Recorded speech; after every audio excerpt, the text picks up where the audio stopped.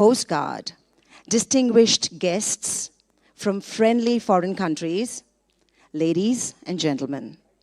I am Aradhana Mehlawat, your host for this distinguished, momentous event. And it is my privilege to guide you through today's landmark events. Before we commence the proceedings of Samudra Utkarsh, showcasing the shipyards of Bharat, organized by the Department of Defense Production, Ministry of Defense, Government of India, and the major shipyards of Bharat, may I request your kind attention to a few protocol announcements, please. Guests are requested to kindly switch off or place all mobile phones and electronic devices on silent mode for the duration of the program. Smoking and vaping is strictly prohibited inside the Bharat Mandapam, and dedicated smoking area is located near the entrance. Thank you for your cooperation.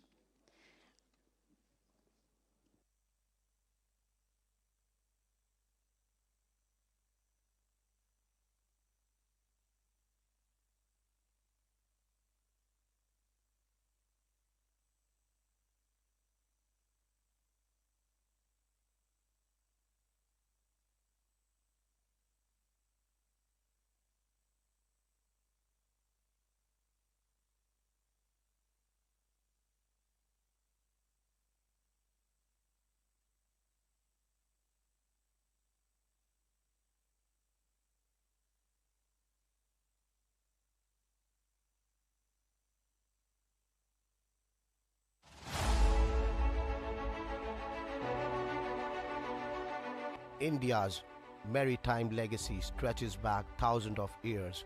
Over 4,500 years ago, the Harappan built one of the world's earliest dockyards at Lothal, a symbol of organized naval engineering long before the modern world imagined it. Texts like Rig Veda and the Arthashastra describes shipbuilding, seafaring trade routes, and sophisticated maritime governance. Across history, the Mauryas, the Cholas, and the navy of Chhatrapati Shivaji Maharaj projected strong maritime power. Traveler Niccolo Conti praised India's ship as large and most technical advanced than many European vessels. From ancient docks to modern shipyards, India's maritime tradition flows forward, stronger with every era. Major shipyards of Bharat.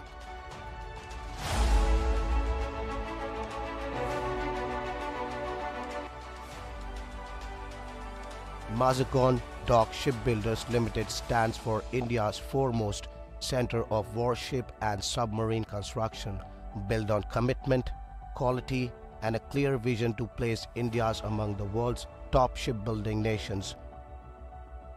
Beginning in 1774 as a small repair dock for the East India Company, MDL entered a new era in 1960 when it came under the Government of India. This marked the birth of India's indigenous warship building capability.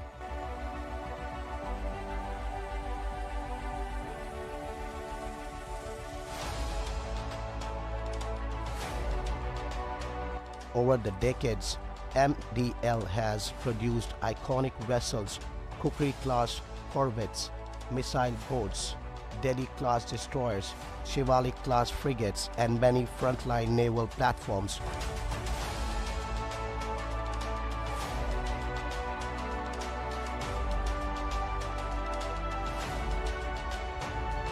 Today, MDL can simultaneously build 21 warships and submarines, placing it in the league of world's most capable defense shipyards.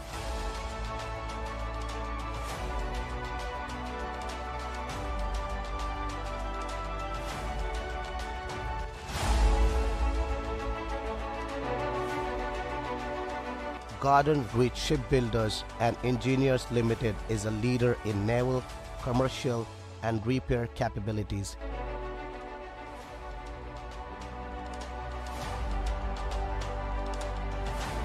Its undergraduate infrastructure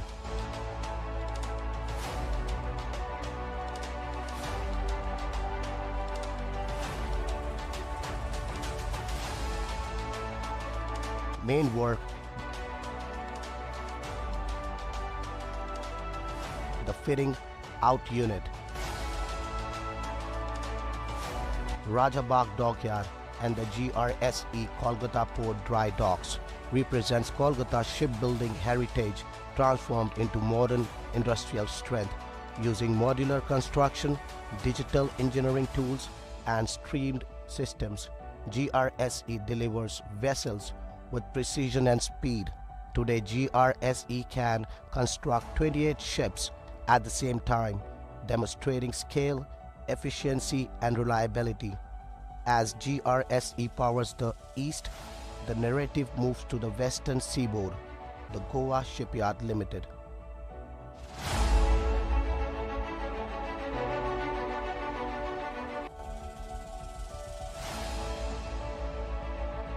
Goa Shipyard Limited is India's largest exporter of defense vessels, with ships sailing across the Middle East, Africa, and Southeast Asia.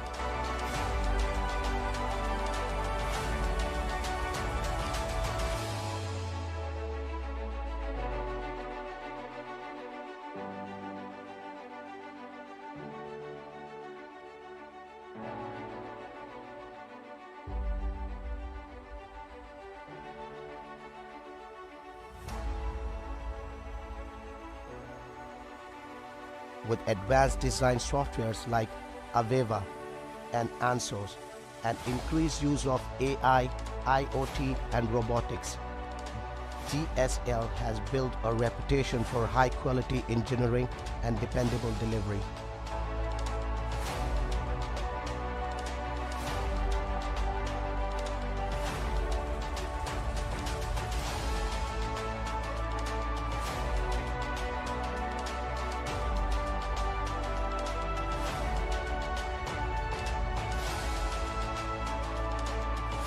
GSL can build 22 ships simultaneously, supported by integrated production system and strong design ecosystem. From Goa coast, the journey continues to Visakhapatnam, home of India's first greenfield yard.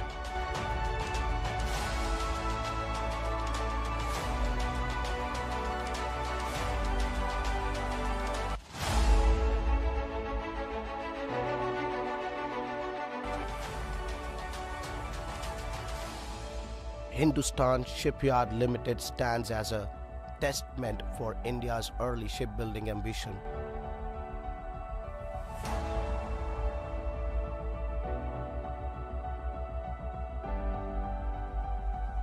Equipped with large dry docks, modern workshops, and skilled workforce, HSL continues to support major naval and commercial programs.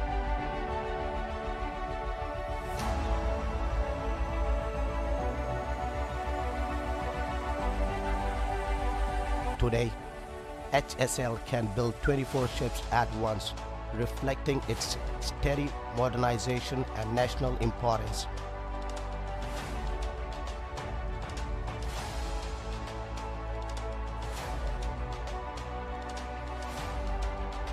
From Visakhapatnam, the film moves to Kochi, India's largest and most advanced shipyard.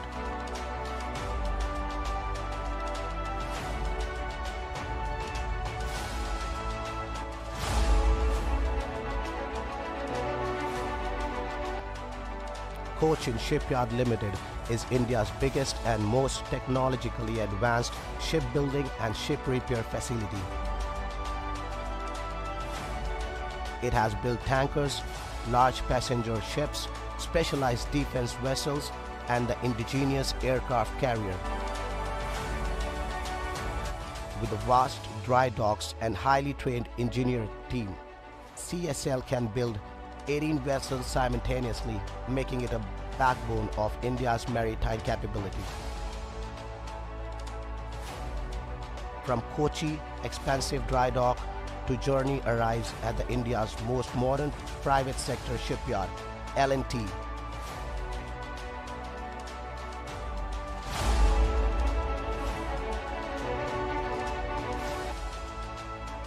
L&T shipyards at Kattupalli and Hazira are engineering powerhouses known for precision, automation, and world-class manufacturing practices. Capable of building 15 ships at the same time, L&T delivers patrol vessels, interceptor craft, specialized mission platforms with private sector efficiency and technical depth.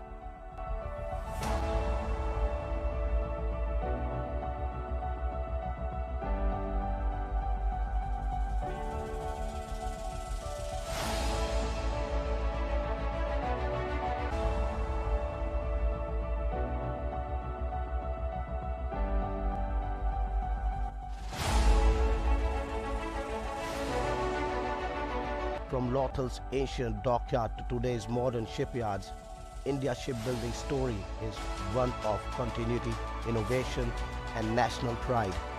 Each shipyard's MDL, GRSE, GSL, HSL, CSL, and L&T contributes to the collective vision of a confident, capable, and globally competitive maritime nation.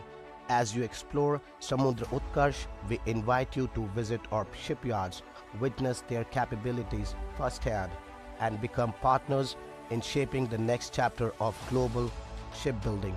Because true collaboration begins by seeing India's shipbuilding power up close and imagining the future we can build together.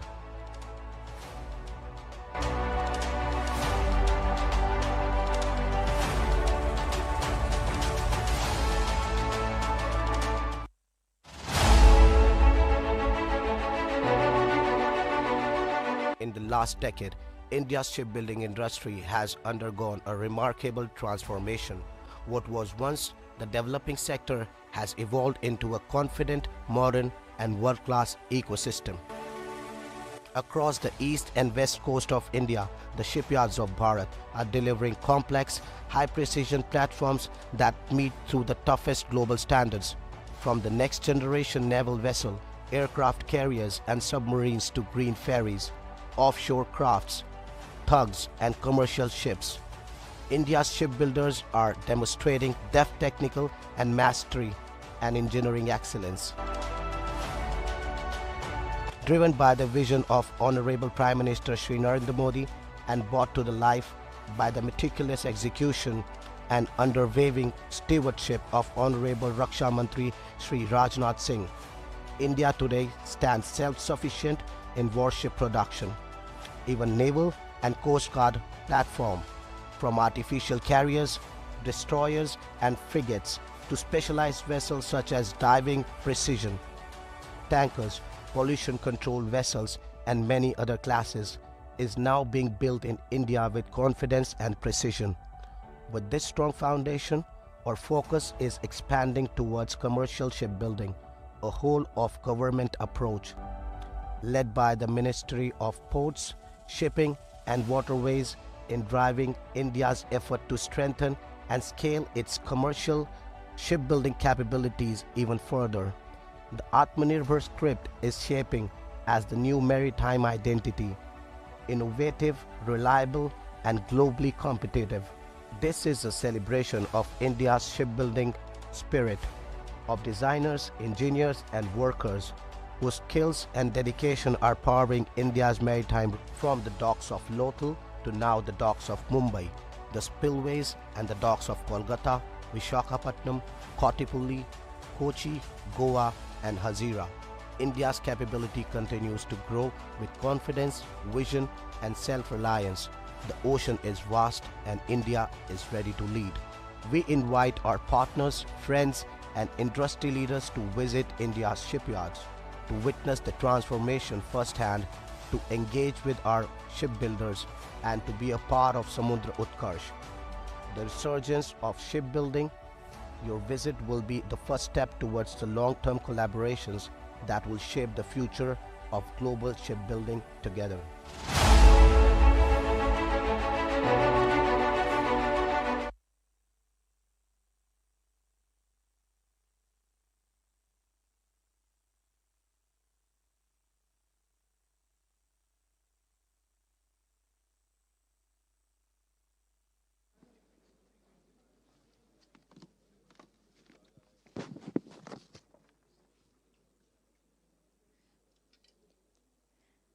Ladies and gentlemen, this event is more than just a seminar.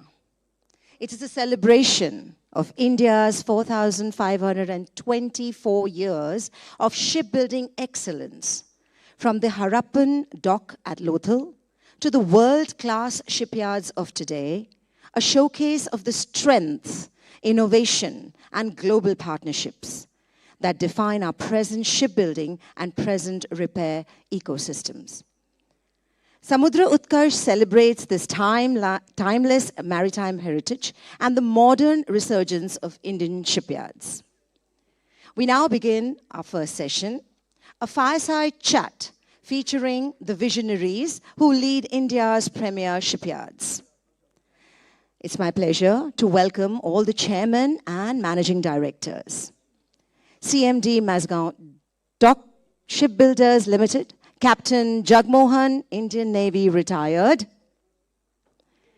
CMD Garden Reach Shipbuilders and Engineers, Commodore P.R. Hari, Indian Navy, retired.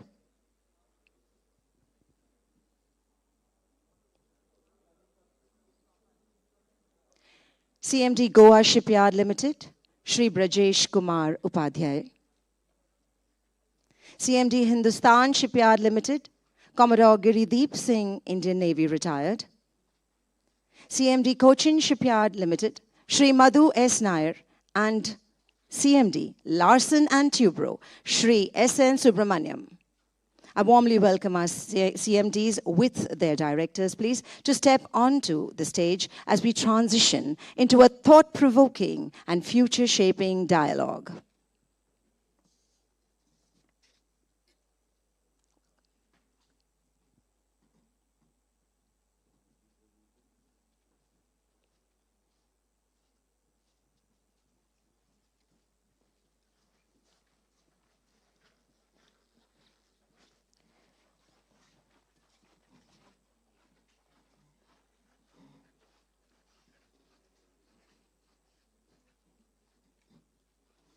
I would now like to hand over conduct of the session to Commander Jayakumar Raghunathan, Indian Navy, retired. He is a distinguished naval veteran and a domain lead for aerospace, defense, shipbuilding and space at KPMG, India. Thank you, ma'am. Thank you so much. Good morning, ladies and gentlemen. First of all, I'd like to thank the organizers for giving me the opportunity to moderate this really thought-provoking session that we are about to see. I'm pretty sure about it because we've got all the 6 premier shipyards here with us. On stage, the leadership steering 6 India's premier shipyards covering both the public sector and private sector. Each of these shipyards have evolved into a significant position of strength with niche areas of work, contributing significantly to the nation's prowess in shipbuilding, particularly defense shipbuilding. Given that we are celebrating India's glorious legacy of shipbuilding spanning over 4,500 years, it would only be appropriate that we commence this discussion with each shipyard briefly recounting their respective journeys and legacy, some key milestones, some achievements, some turning points, and some key lessons learned, and more importantly, where they stand today in terms of strengths and capabilities. I would request Captain Jagmohan, CMD, MDL, to kindly start the proceedings.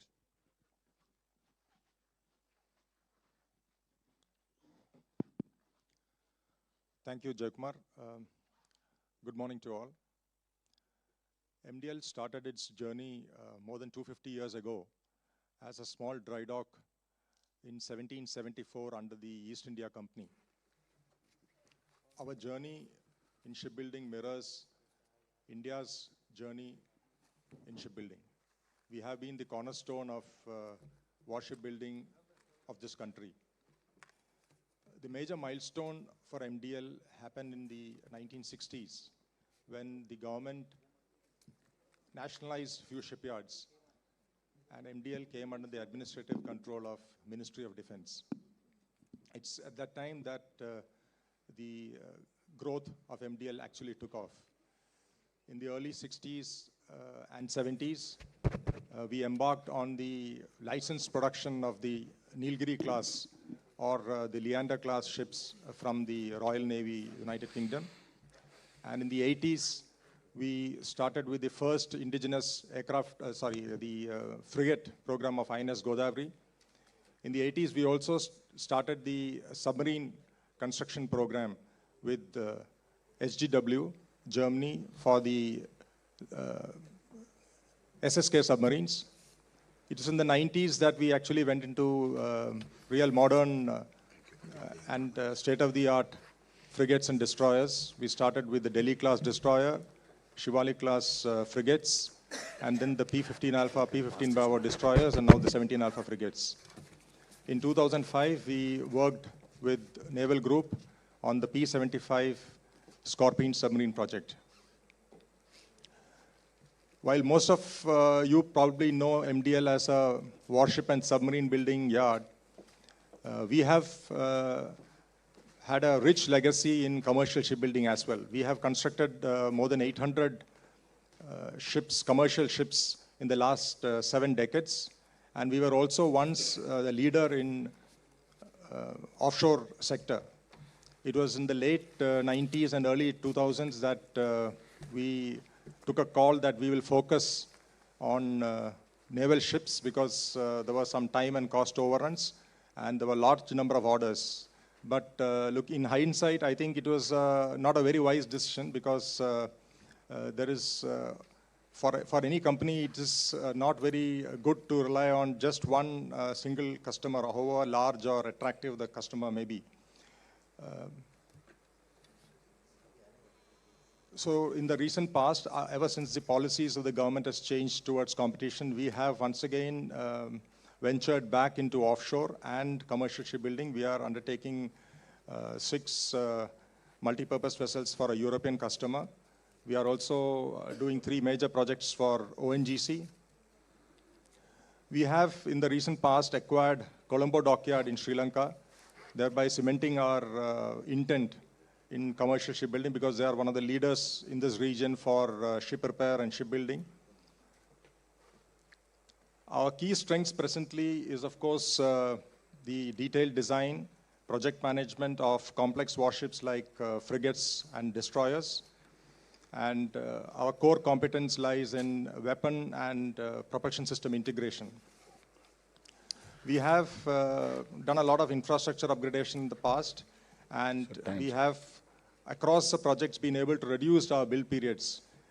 In fact, the last of the 15 Bravo ship we delivered was one of the fastest in terms of build period, where we have delivered significantly ahead of time and almost 30% in shorter duration compared to the first of the class.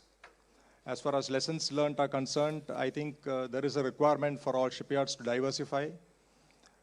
We have to be able to, be nimble, adaptable, and actually, if possible, policy agnostic, and not dependent too much on the external environmental settings. I think that's it. Yes, thank you, sir. May I now request CMD GRSC to also try to throw some light on their journey, a very eventful journey where they have been spread across multiple types of vessels now. Thank you, Jay Kumar. Morning, ladies and gentlemen. Our shipyard is a young shipyard. We are just 141 years young. Established in 1884 as Garden Reach Workshop, has transformed into what we are today over the last 141 years. The turning point, the first turning point was in 1960 when we were brought under the Ministry of Defense as a defense public sector undertaking. Since then, our growth actually symbolizes the growth of indigenous warship building. We have several firsts to our credit. 1960, we became a DPSU, and in 1961, we delivered India's first indigenous warship, Ajay. The first survey vessel of India was built by JRSC, the first Coast Guard vessel indigenously built by JRSC, the first warship to be exported, that was to a friendly foreign nation, Mauritius, way back in 2014, again by JRSC. The first defense shipyard to be listed was again JRSC. And of course, the first Indian shipyard to deliver a century of warship. Today, our warship delivery count stands at 115. This is in addition to the commercial vessels that we have built over the last 60 years. The total ship delivery count as of now is 805. As our name goes, unlike any of the shipyards, any of the other shipyards, we are garden-reach shipbuilders and engineers. We are a fully diversified company, and our products range from warships to commercial ships to, interestingly, portable steel bridges. We are the Indian market leader. They are called Bailey bridges, which we deliver to the Indian Army and the Borders Organization and various state governments. We have a dedicated diesel engine plant in one of our units in Jharkhand, India.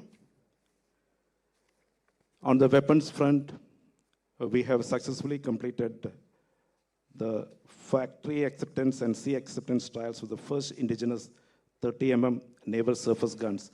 So our USP is our product diversity, and we proudly say that our products range from warships to weapons. I had mentioned the first turning point was when we were brought under the ambit of Ministry of Defense. The second was when we were accorded a Miniratna status in 2006. It was during that very year that we took over a then defunct facility, the Rajabagan Dockyard. The third turning point was when we completed our major infrastructure modernization in 2013, when our shipbuilding capacity was raised to concurrent construction of 20 platforms in 2013. And the fourth, of course, was when we were upgraded to a Schedule A defense public sector undertaking during 2024. Few of the initiatives that we have done, what we have done, which were in our appreciation game changers, was our decision to venture into commercial shipbuilding.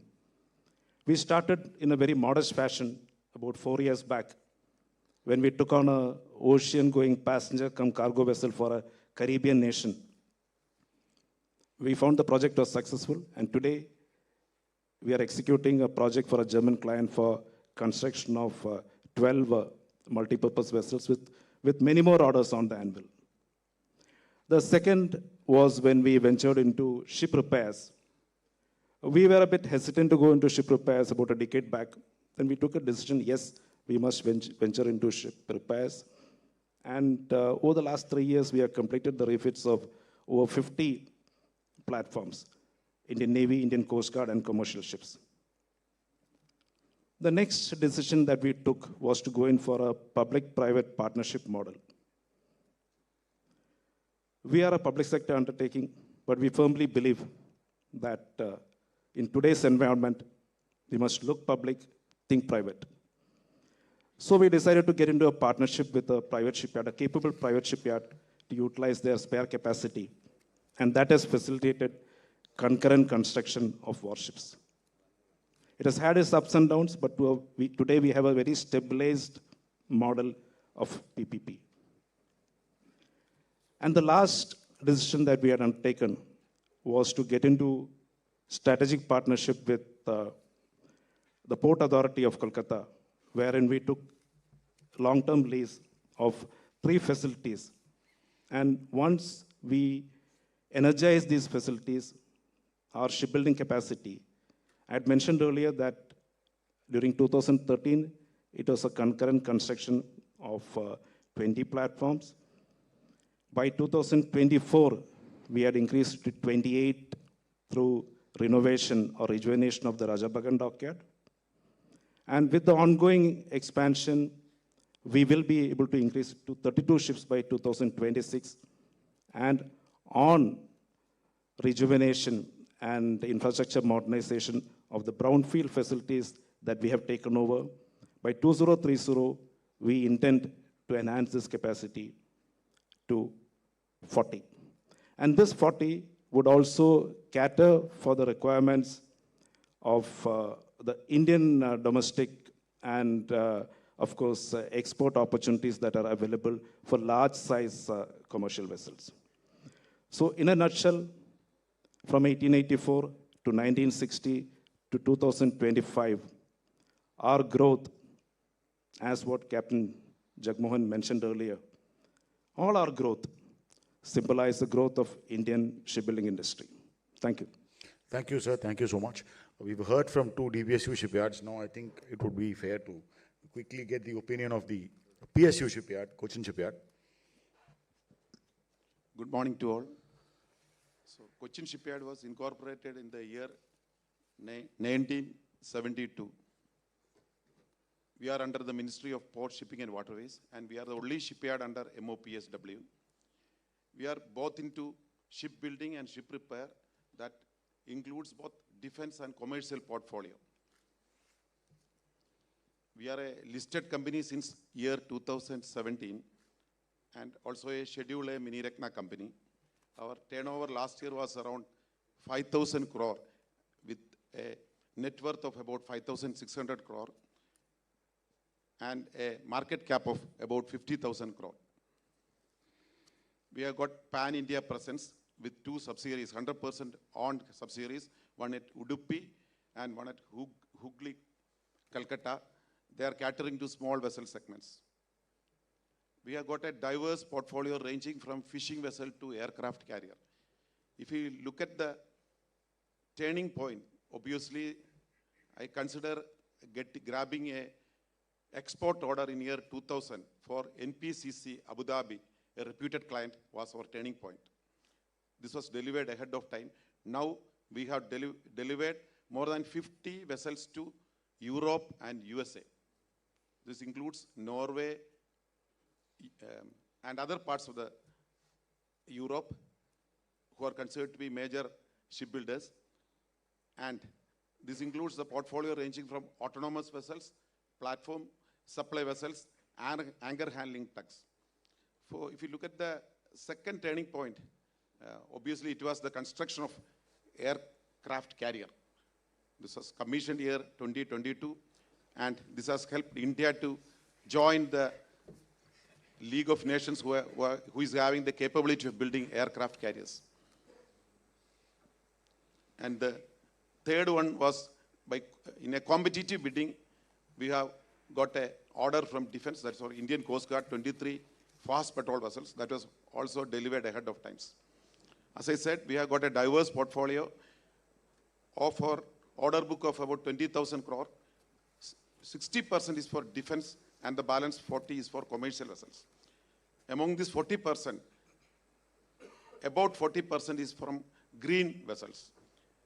We have got many first of the credit. We have constructed a fuel cell vessel first in India and is about to commission in Varanasi now. The second one is now we are building a 100% eco-friendly vessel, Samskip, for a German client. That's a fuel cell powered vessel with 3000 kW capacity fuel cell. Recently, we have signed an MOU with CMA CGM for a LPG powered vessel, LNG powered vessel. So we are in various fronts simultaneously. Now we are building 8 ASWs for Navy, and one was delivered last week and it was commissioned yesterday, and 6 NGMEs. We are also we are fully aligned with the Government of India's visions for MIV 2030 and MAKV 2047. We are also planning to have a block fabrication facility with a tie-up with a world leader about costing around 3,700 crore, and this will help India to achieve the 10th position in terms of GT, in the global market share. So we are into all four fronts.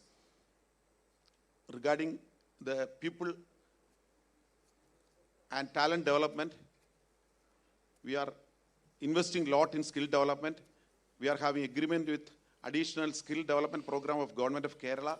Now we are trying to have a collaborative movement with KOICA, which is a Korean agency, and Indian Maritime university for skilling about 1,000 workers. So these are our plans in the near future. Thank you, sir. Thank you so much. We've heard from the PSU shipyards. I think it would be right to try to understand how L&T shipbuilding has evolved over the last few years. You could recount your history and your contribution to these defense shipbuilding, sir. Sure, thank you. If Hari calls his GRSC 141 years young, then we are a baby at just turning 20. And so the youngest shipyard started out of EPC powerhouse like L&T. We actually started construction of ships at Hazira, which is our heavy fabrication facility. We built our first ships for the Netherlands semi-submersible heavy lift vessel at Hazira. It was a baptism by fire, working with a foreign client, constructing ships in a fabrication yard. But having succeeded with that, we went on to build our own facility at Kattupalli near Chennai. That was a 2,000-acre facility where we built a modular fabrication yard, a shipyard, and a port, all in a matter of a couple of years. The shipyard concept was to build it with modern technology, to look at modular construction. And we were the only yard who actually, conceived ourselves as not having a dry dock, but working with a ship lift, which we believed gave us a lot of flexibility to construct ships within shops in a block fashion, and then bring them out onto wet berths, to dry berths, and then wet berths, and launch them with the ship lift. So I think that strategy worked well for us. Of course, when the shipyard was ready, it was the trough period in international shipbuilding, and we really hit rough waters in terms of trying to look at commercial shipbuilding. So at that time, we made a strategic pivot, and leveraging our defense business, we decided that we would focus on defense shipbuilding. We did get a few breakthrough orders. We built the FDN-2, which is, indigenously designed floating dock facility, 8,000 tons capacity, and that was a success story for us. We did also for the Coast Guard build 54 interceptor boats, which became like a production line. And there was a time when Coast Guard struggled to get crew, but getting ships was easier than getting crew. And with that, we were able to scale up aluminium production. That also gave us an opportunity to break through into the international market. We got orders from Vietnam Navy for high-speed guard boats, and in partnership with Hong Hai Shipyard. And that was a kind of with technology transferred to the yard. So 6 of the vessels were built in our yard, and 6 were done on TOT by the foreign yard. It was a good breakthrough success, and we hope to replicate that again with the same yard moving forward.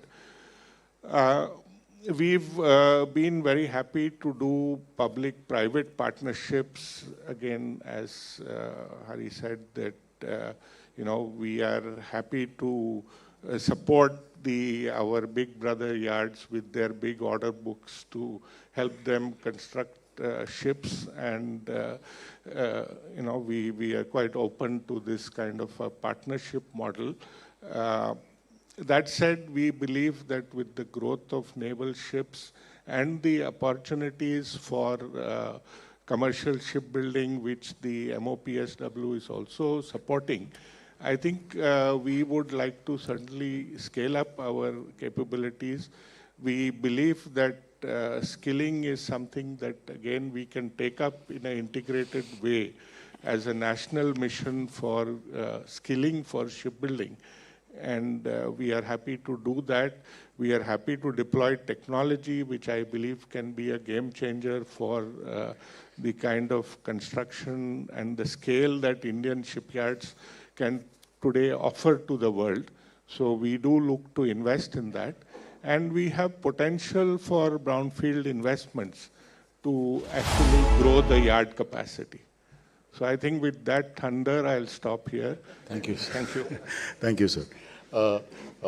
I would like to move to GSL, sir. In addition to quickly recounting your history and legacy, it would also be worthwhile if you could throw some light upon the efforts that you're putting in terms of enhancing your infrastructure capability, largely because we have become pretty self-reliant in our meeting the requirements of Indian Navy and Indian Coast Guard, but everybody is looking at the next step forward. So you're looking at expanding your capacity capability, given your history, to get into other areas like, for example, defense shipbuilding exports. Because you would understand that besides boosting self-reliance, these are key factors, these expansion, capability, etc., are key factors which influence the attractiveness of Indian shipyards for defense export market.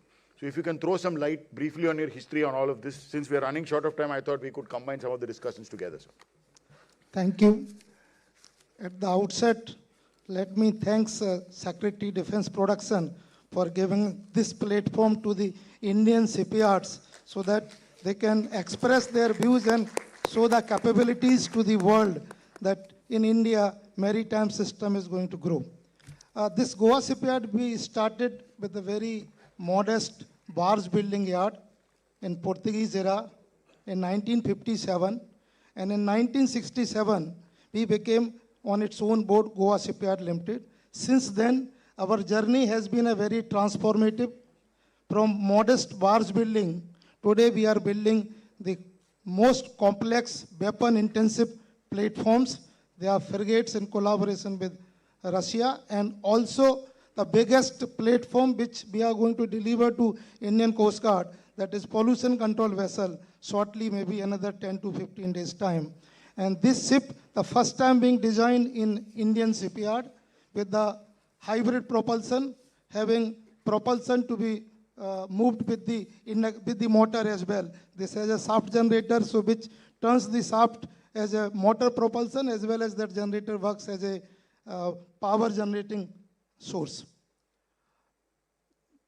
We were the first yard to get recognized by DSIR, Government of India, as a research yard, except 2 ships today which we are building. Rest all the platforms, that is 21 in number, they are our in-house design. And the strength of Goa Shipyard is own in-house design for OPVs and FPVs.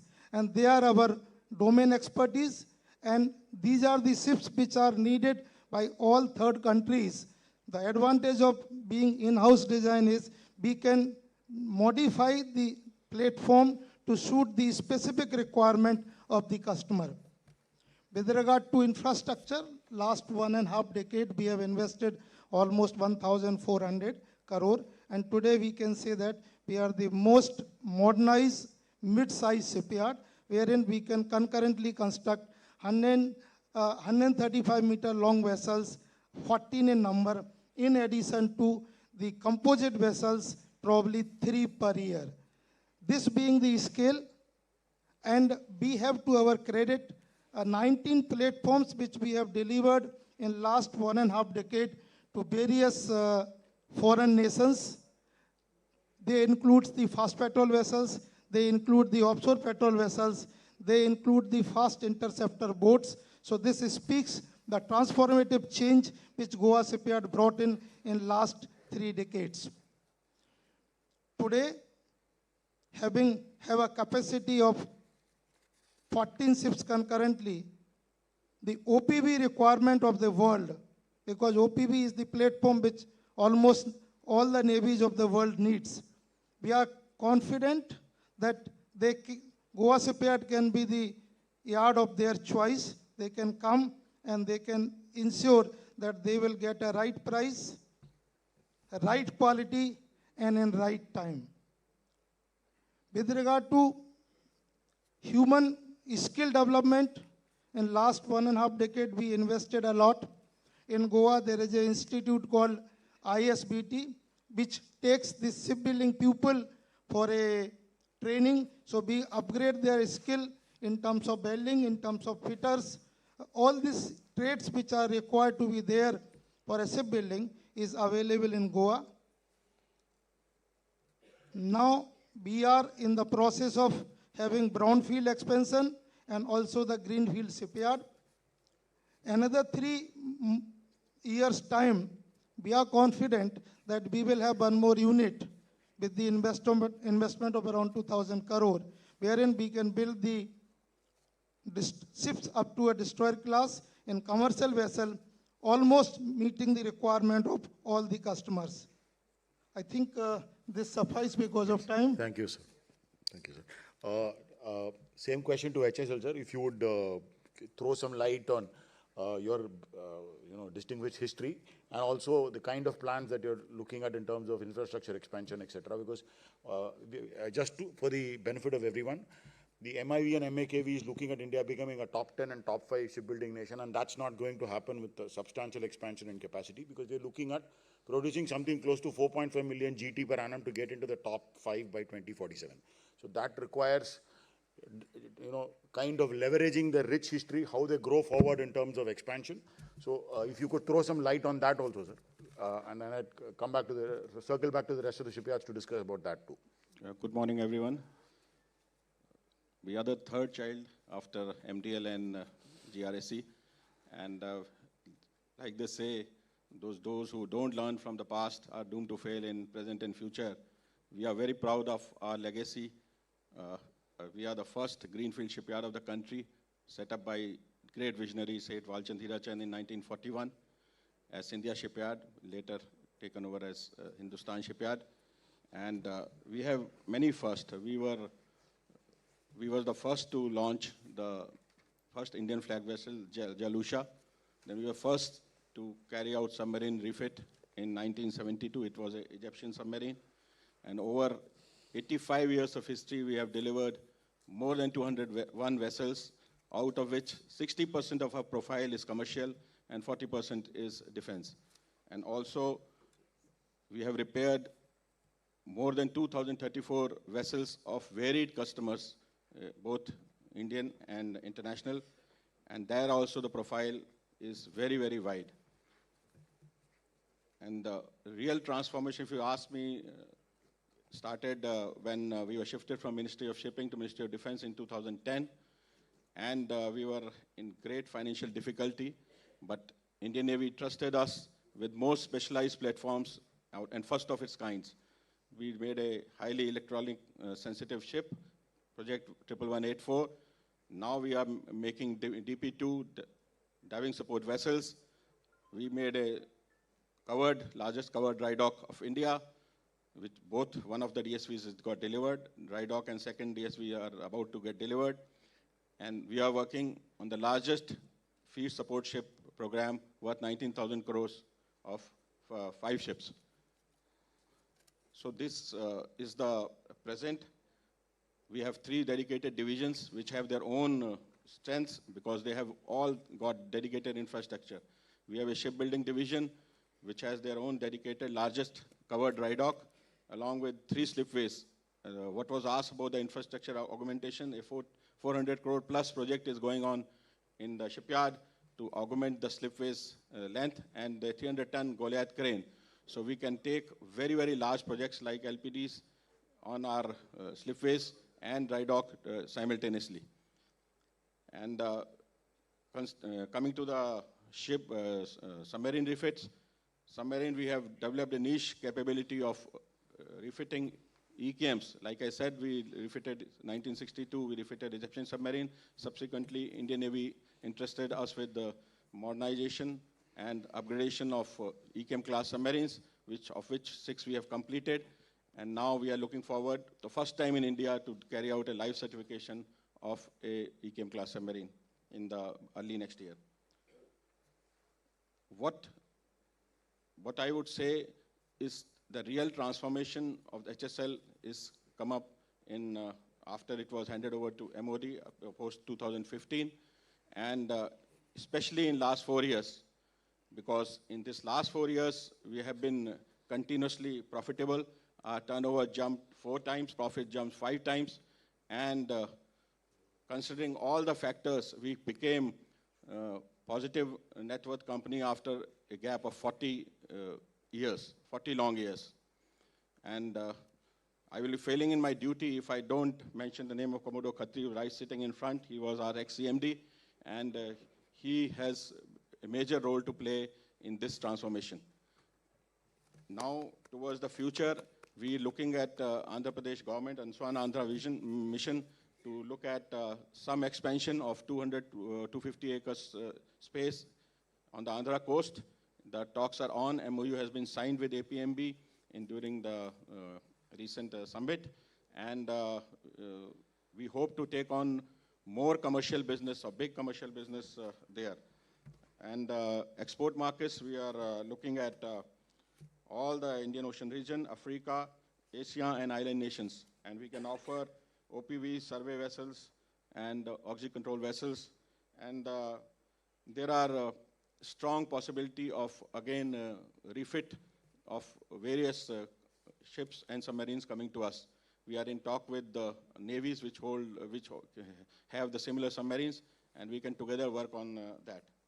So what I would sum up, that we are a revitalized shipyard, a mini Ratna CPSC executing strategic defense projects, and a main, in going with the times, we are also leading the green vessel transition. We have technology tie-ups with various Lotus Wireless and Vincent Korea, and so we have already concept design approved for electric tugs, and subsequently we are also working on approval for hydrogen tug. We have tie-ups in place, and we are very confident that we will be a leading player in this green vessel transition program.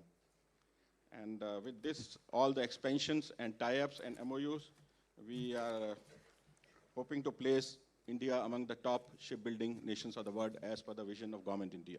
Thank you. Thank you very much. Due to paucity of time, we may have to kind of close this session. I'll just make a few closing remarks on behalf of, I'll take the liberty on behalf of all the shipyards, and KPMG has been very fortunate to be working in this space. What we can tell you is the government of India is doing a lot to boost the shipbuilding ecosystem in India. The Ministry of Port Shipping and Waterways has recently come out with schemes worth up to 70,000 crore to not only support shipbuilding in India, but also to enhance capacity and capability expansion, and also to develop very, very niche skills to cover certain risk elements, etc. And each of these shipyards are developing plans to leverage these schemes in a very positive manner and further boost how the shipbuilding ecosystem in India is going to develop. In the subsequent sessions, some of it will get covered. Due to paucity of time, we'd be compelled to close now. Thank you once again. Thank you for all the kind attention that you. Thank you all, sir, for sparing your valuable time and sharing your thoughts. Thank you.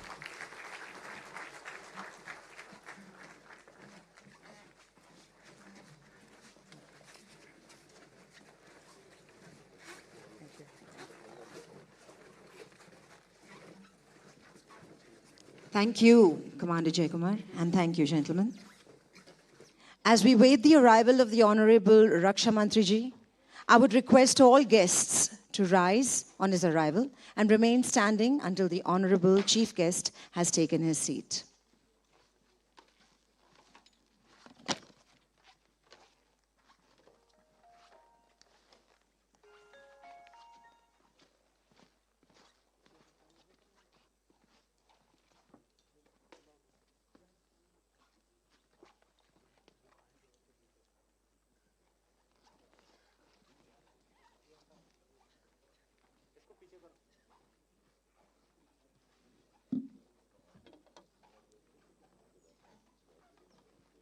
Ladies and gentlemen, may I request you to please rise for the arrival of Honorable Raksha Rajya Mantri, Shri Sanjay Sethji.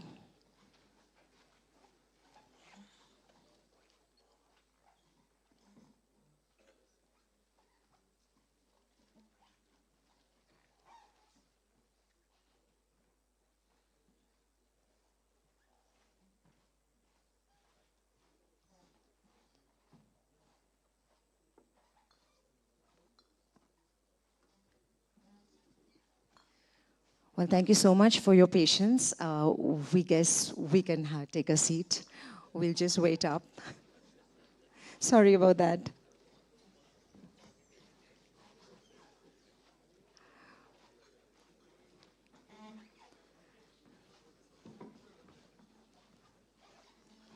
We sure are looking forward to them coming in a bit. Please bear with us.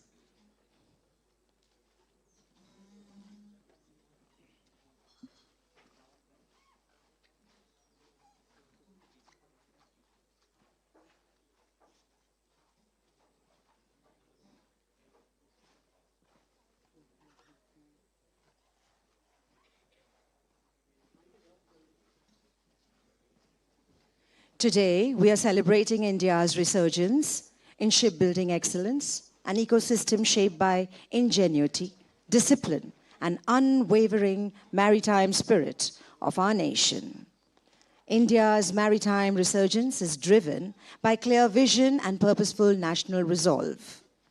It is powerfully guided by the Honorable Prime Minister Shri Narendra Modi's transformative doctrines, security and growth for all in the region, Sagar, the Maritime Amritkal Vision 2047, and a civilizational ethos of Vasudhaiva Kutumbakam. As we await the arrival of Raksha Rajamantri, Shri Sanjay Sethji, I request all our guests to kindly be patient.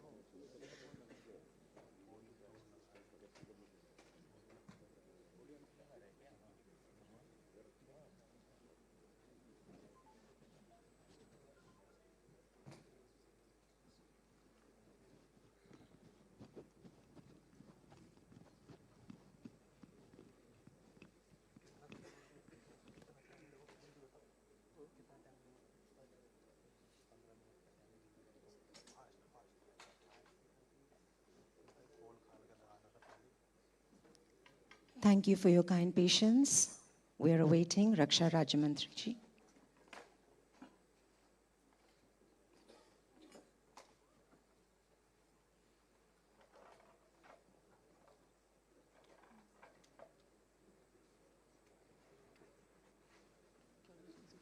As we wait for the arrival of our chief guest, we truly appreciate your patience. Thank you.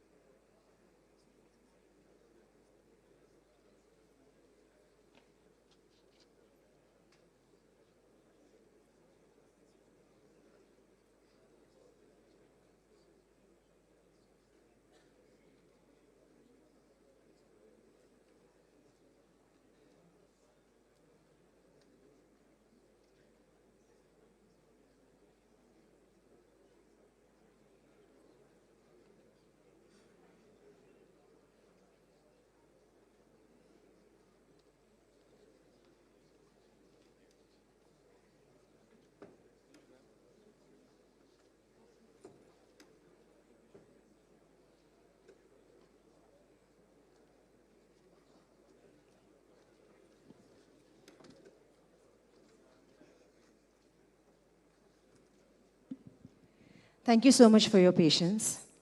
May I now request all dignitaries to kindly rise as we welcome Honorable Raksha Mantri, Shri Rajnath Singh Ji.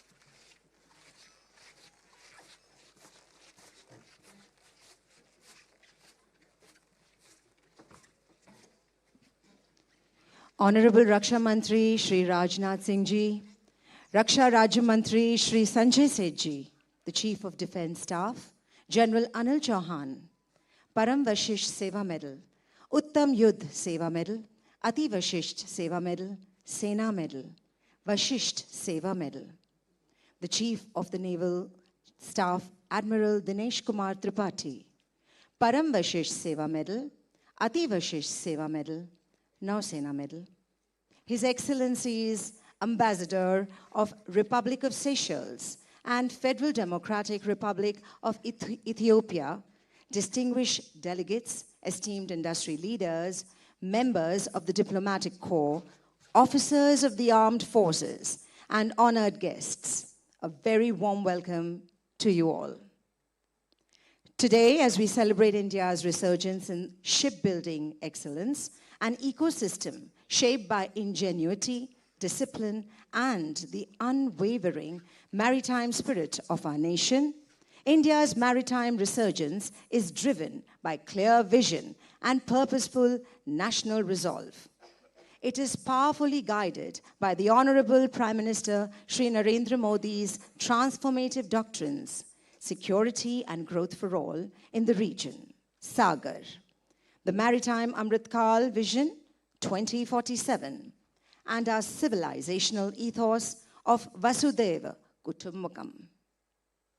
May I now request Joint Secretary, Naval System, Shri Rajiv Prakash for an opening address, please.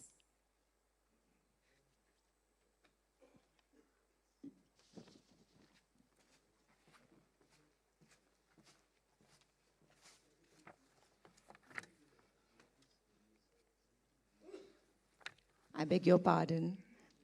CMD GSL, very warm welcome to you.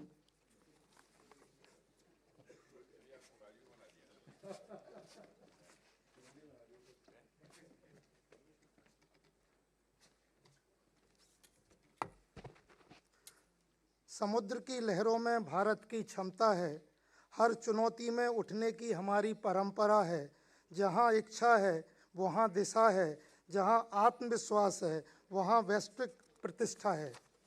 Honourable रक्षा मंत्री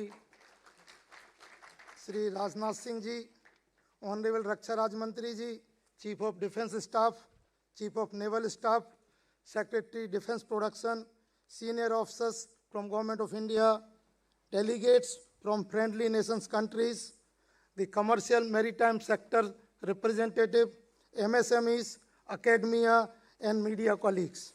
A very good morning to all. Suprabhat. It is a privilege for all of us in the Indian shipbuilding ecosystem to gather here under the guidance of the Honorable Raksha Mantri ji, whose vision for self-reliance, innovation, and global outreach continues to shape India's maritime resurgence. Today's seminar, Samudra Utkarsh, has a clear and strategic intent to present Indian shipyard as a national strategic assets, modern, capable, competitive, and ready to meet next generation local and for global requirements. Your presence reflects a shared recognition that India is entering a decisive phase of shipbuilding expansion backed by policies, infrastructure, skill, and most importantly, confidence. Over the course of the day, we will highlight upgraded infrastructure across the Indian shipyards, digital shipyards, automation, modular construction, Industry 4.0 initiatives, capacity expansion, technology roadmap, including green propulsion, autonomous systems, and advanced materials. Our aim is not only to demonstrate what each shipyard has achieved, but also to underscore what India is now poised to deliver at scale, at quality, and within compressed timelines. India's shipbuilding future is anchored in a robust policy framework at this juncture, and these policies send a clear message: India is preparing to take its place among the world leading shipbuilding nations. Global geopolitical realignments, supply chain diversifications, and rising costs in shipbuilding hubs have created historic opportunities. Countries are now actively seeking trusted, cost-competitive, politically stable partners. And increasingly, the world is not considering India, but the world is choosing India. This seminar is designed to reinforce that message to foreign customers, commercial fleet owners, technology partners, and procurement agencies. India today builds the most complex warships, from aircraft carrier to complex weapon-intensive warships, submarines, and indigenously designed special vessels. From manned to unmanned vessels, our capability demonstrates a simple truth: if India can build these complex platforms, India can build any class of ships for the world. The next national leap is to apply this mastery to become a global leader in this sector. The transformation ahead requires seamless collaboration, OEM investment in India's maritime supply chain, MSME and startup driving innovation and component indigenization, skill development, policy support, incentivizing induction of sovereign software-based solution to ensure data integrity in critical times. Together, we are building not just ships, we are building a national maritime capability with global relevance. We have just concluded a very enriching fireside conversation that has powerfully framed India's shipbuilding journey. The discussions highlighted how our shipyards have matured through learning, technology absorption, and the trust placed in us by our maritime forces. What came through clearly is that India stands at an inflection point. The capability we have built over decades must now translate into scale, speed, export, and future-ready platforms. Maritime autonomy, green technologies, and next-generation local solutions will define our competitiveness in the years ahead. As we move ahead, I urge all participants to convert today's insights into a practical roadmaps, whether in design, infrastructure, technology, or global outreach. This seminar is a platform to align our collective strength with the aspiration of Viksit Bharat. What India is showcasing today is not just infrastructure or capability. India is showcasing resolve, ambition, and readiness for global leadership.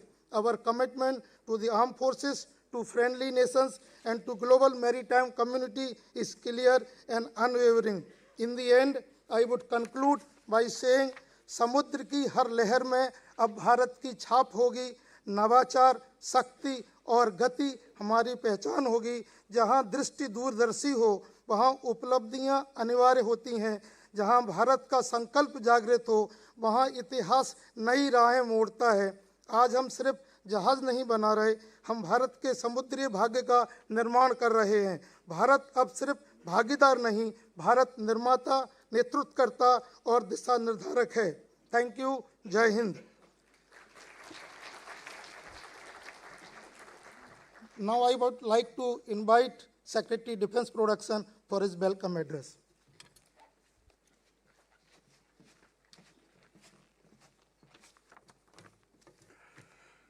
Honorable Raksha Mantri Sri Rajnath Singh Ji, Honorable Raksha Rajya Mantri Sri Sanjay Seth Ji, Chief of Defence Staff General Anil Chauhan, Chief of Naval Staff Admiral Dinesh Kumar Tripathi Ji, CMDs of our all 6 shipyards, respected defence attaches, senior officers of the armed forces, colleagues from various ministries, member of the press and our industry partners.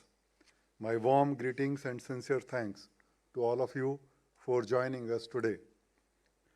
Shipbuilding is one of the strategic industries for any maritime nation. It brings together heavy engineering, advanced manufacturing, digital design, and system integration, creating a strong multiplier effect across the economy. It supports sectors like steel, electronics, propulsion, and precision manufacturing, generating high-skilled jobs and building technological capacities. For a country like India, with a long coastline, growing international trade, and rising global responsibilities, shipbuilding is just not a defense requirement, but also an economic and developmental necessity. Our major shipyards, Mazgaon Dock Shipbuilders Limited, Garden Reach Shipbuilders and Engineers, Goa Shipyard Limited, Hindustan Shipyard Limited, Cochin Shipyard Limited, and L&T Shipyard stands as pillar of India's industrial strength and self-reliance. Over the past decade, they have transformed to modern, globally competitive yards, adopting digital tools, automation, and professional best practices. Mazgaon Dock Shipbuilders, which builds India's most complex destroyers, frigates, and submarines, has recently been given Navratna status. This reflects its strong performance and growing need for greater autonomy. Its planned acquisition of Colombo Dockyard PLC will further expand India's shipbuilding presence in the Indian Ocean region, further boosting our ties with our regional partners. GRSE, a mini Ratna company, continues to deliver high-quality ships and is known for its innovation, including the development of marine engines, along with consistently delivering record financial results. Goa Shipyard Limited, with its wide range of warships, floating docks, and damage control simulators, has become a trusted partner for the Navy and Coast Guard. While Hindustan Shipyard Limited has shown an impressive revival, regained Mini Ratna status, and quickly becoming an important center for shipbuilding and submarine refits on the eastern coast. Cochin Shipyard Limited, under the Ministry of Port, Shipping and Waterways, is known for one of the best shipbuilding and ship repair infrastructure, strong financials, and diverse product range. And its major achievement is building India's first indigenous aircraft carrier, INS Vikrant. L&T Shipyard at Kattupalli is country's leading private shipyard, recognized for its excellence in ship design and for earning international praise after repairing US and UK naval vessels with world-class facilities with very high standards of workmanship. Together, the journey of shipyards in capabilities and capacity is best summarized by saying that from what we can do, today the shipyard of Bharat would rather ask what we cannot do. Across all shipyards, capacity enhancement is underway. New dry docks, synchro lifts, automated fabrication lines, and modular construction facilities are being built. The Maritime India Vision 2030 and Maritime Amritkal Vision 2047 aims to position India as a major global center for shipbuilding, ship repair, and maritime services, with a focus on infrastructure, innovation, sustainability, and skill development. These ambitions are realistic, as India already has the talent, the coastline, and the industrial base to meet them. Our shipyards are meeting the Navy and Coast Guard's requirement and are increasingly becoming trusted partners for global maritime community. We now offer our international partners a strong value proposition at competitive cost, skilled manpower, modern facilities, diverse supply chain, and above all, a stable policy environment. To speak of the shipyards as drivers of industrialization, our shipyards are also driving development of medium and small enterprises, including startups with whom they are developing AI solutions, green technologies, propulsion systems, steering gears, shafting, power distribution modules, advanced control systems, and many other important equipment that were earlier imported. These efforts are building an indigenous ecosystem that will define the future of Indian shipbuilding. As I conclude, I want to emphasize that whether it is a complex warships, midlife upgrades, or commercial repairs, India today offers an ideal combination of capability, location, and quality. Our shipyards are not just industrial facilities, they are a symbol of India's maritime resurgence and growing national confidence. The government remains fully committed to strengthening this sector, supporting modernization, capacity creation, skilling, and industry partnership with green shipbuilding for the future. Guided by the vision of Honorable Prime Minister Inder Sagar, security and growth for all in the region, and supported by our long-term maritime roadmaps, Maritime India Vision 2030 and a Maritime Amritkal Vision 2047. Our shipyards are shaping a self-reliant, innovative, and globally connected maritime India. Every ship that sails from India's shipyards carries a message of trust, capability, and partnership, reflecting the strength of collaboration between government, industry, and friendly nations. With this strong belief, I invite all our distinguished guests and partners to visit our shipyards and witness the tremendous progress on the ground and be part of the shipbuilding resurgence, which we call Samudra Utkarsh.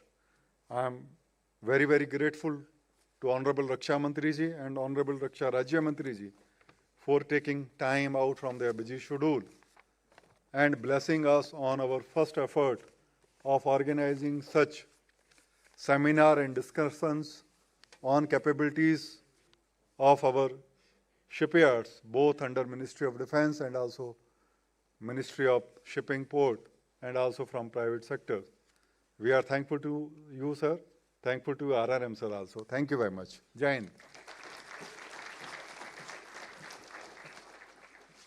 Thank you, sir.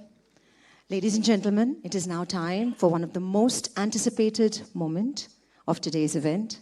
May I, with highest respect, sir, invite the Honorable Raksha Mantri, Government of India, Shri Rajnath Singh ji, to kindly deliver the keynote address.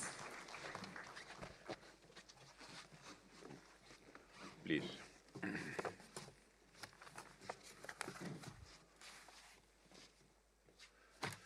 Raksha Rajya Mantri Sri Sanjay Ji Seth, Chief of Defence Staff General Anil Chauhan, Chief of Naval Staff Admiral D.K. Tripathi, Secretary Defence Production Sri Sanjeev Kumar, delegates from friendly foreign countries, senior officials from armed forces and the Government of India, members from our shipyards and industry leaders, friends from media, ladies and gentlemen. It is my pleasure to address this distinguished gathering at Samudra Utkarsh, celebrating excellence in shipbuilding in India since ancient times. This theme reflects not just an industrial ambition, but a civilizational continuum. Since ancient times, naval power has been one of the most decisive indicators of a nation's strength, security, and civilizational reach. Civilizations that mastered the seas, whether for trade, exploration, or defense, they gained unmatched strategic advantage economic prosperity, and the cultural influence. Friends, the maritime story of India did not begin with the rise of modern navies or commercial shipping. It began long before recorded history, during the days of the Indus Valley civilization around 2500 BCE. Archaeological discoveries in the Lothal, Gujarat, one of the world's earliest planned port cities, revealed sophisticated dockyards, tidal channels, warehouse systems, and the navigational design. These were not rudimentary structures. They reflected a deep understanding of the hydrology, engineering, and the maritime trade flows. This evidence reminds us of a profound truth that India did not merely inherit shipbuilding traditions, it helped define them. The world's maritime history carries an Indian imprint. The oceans are not boundaries of our ancestors, they were bridges of cultural, economic, and the strategic engagements. In honoring this legacy today, we do not look back with the nostalgia, we look forward with purpose. From Lothal's ancient docks to the modern shipyards of Mumbai, Goa, Visakhapatnam, Kolkata, and Cochin, India's maritime journey is a story of the evolution and resilience. Our ancestors traded not only spices, cotton, and beads, they carried ideas, values, and culture across the continents. Even in the accounts of the foreign travelers, India was recognized not just as a land of power, but as a maritime civilization. That civilizational continuity continues today. We carry forward the spirit of exploration, innovation, and the connectivity that guided our ancestors thousands of years ago. Friends, we have seen numerous examples of strong navies, building the supremacy of empires across times. The British Empire could establish its dominance over the world due to its strong navy. The Germans dominated the seas during World War II with a technological innovation called U-boat, or as we call it today, submarines. Today, we see the might of aircraft carriers. Aircraft carriers are among the most significant instruments of the modern military power because they allow a nation to project air power across vast distances without relying on foreign bases. Their presence can deter adversaries, reassure partners, and shape the strategic environment before conflict even begins. Friends, even today, global commerce and security depend heavily on maritime routes. Sea lanes of communication are the arteries of the global trade, carrying nearly 90% of the world's merchandise.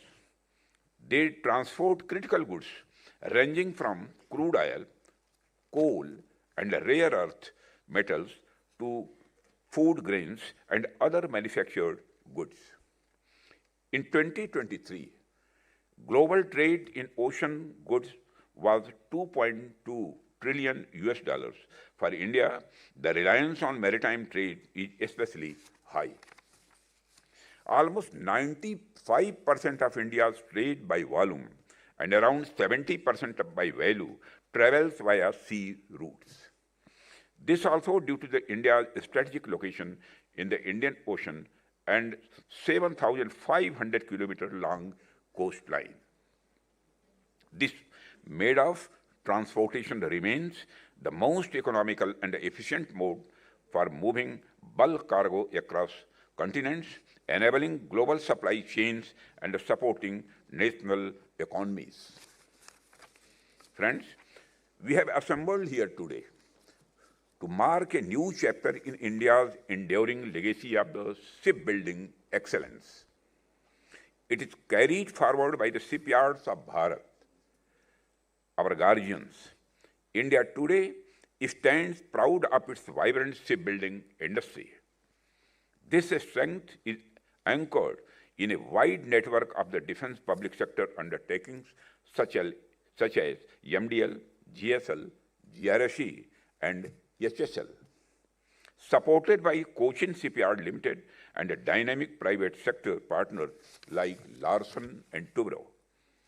Together, they safeguard our national and maritime interests, both at home and across the globe. Friends, what truly sets India apart is its integrated end-to-end shipbuilding ecosystem. From concept design and modular construction to outfitting, refit, repairs, and full life cycle support, every stage of the shipbuilding process is indigenously developed and executed. Our public and private shipyards, backed by thousands of MSMEs, have created a robust value chain that spans steel, propulsions, electronics, sensors, and advanced combat systems. Friends, I am proud to say that every ship of the Indian Navy and the Indian Coast Guard currently under construction is being built in Indian shipyards. And this stands as a testament to Atmanirbhar Bharat and the vision of our Honorable Prime Minister, Sri Narendra Modi. With continued policy, thrust and demonstrated capability, I am confident that soon our commercial fleet too will be built entirely in India. Our shipyards on both coasts now operate modern fabrication lines, advanced material handling systems, automated design tools, model testing facilities, and digital shipyard technologies. These are all aligned with the global benchmarks. Friends, I am happy to share that the transformation of India's shipbuilding sector is underpinned by a series of forward-looking policy reforms. These include the Maritime India Vision 2030 and the Maritime Amrit Kal Vision 2047, Defense Production and Export Promotion Policy, the recently launched Defense Procurement Manual 2025, and a dedicated shipbuilding chapter in Defense Acquisition Procedure 2020. And we have also created a Maritime Development Fund of the 25,000 crore rupee to support the shipbuilding and the repair sector. And this has further been supported by Shipbuilding Development Scheme, which aims to expand domestic shipbuilding capacity. Our government has been taking progressive steps, such as positive indigenization lists, which are reducing dependency on imports, while innovation platforms like IDEX and Make 1, Make 2, and Make 3 projects enable startups and industry to develop cutting-edge maritime and defense technologies. The result of these efforts is that Indian Navy has 262 ongoing indigenous design and development projects in advanced stage. We also boast of high indigenous content of our platforms. Some of our shipyards are on track to secure 100% indigenous content within this decade. This means that any naval vessel supplied from India will suffer minimum supply chain disruptions. Our shipyards are also vital pillars of India's emerging blue economy.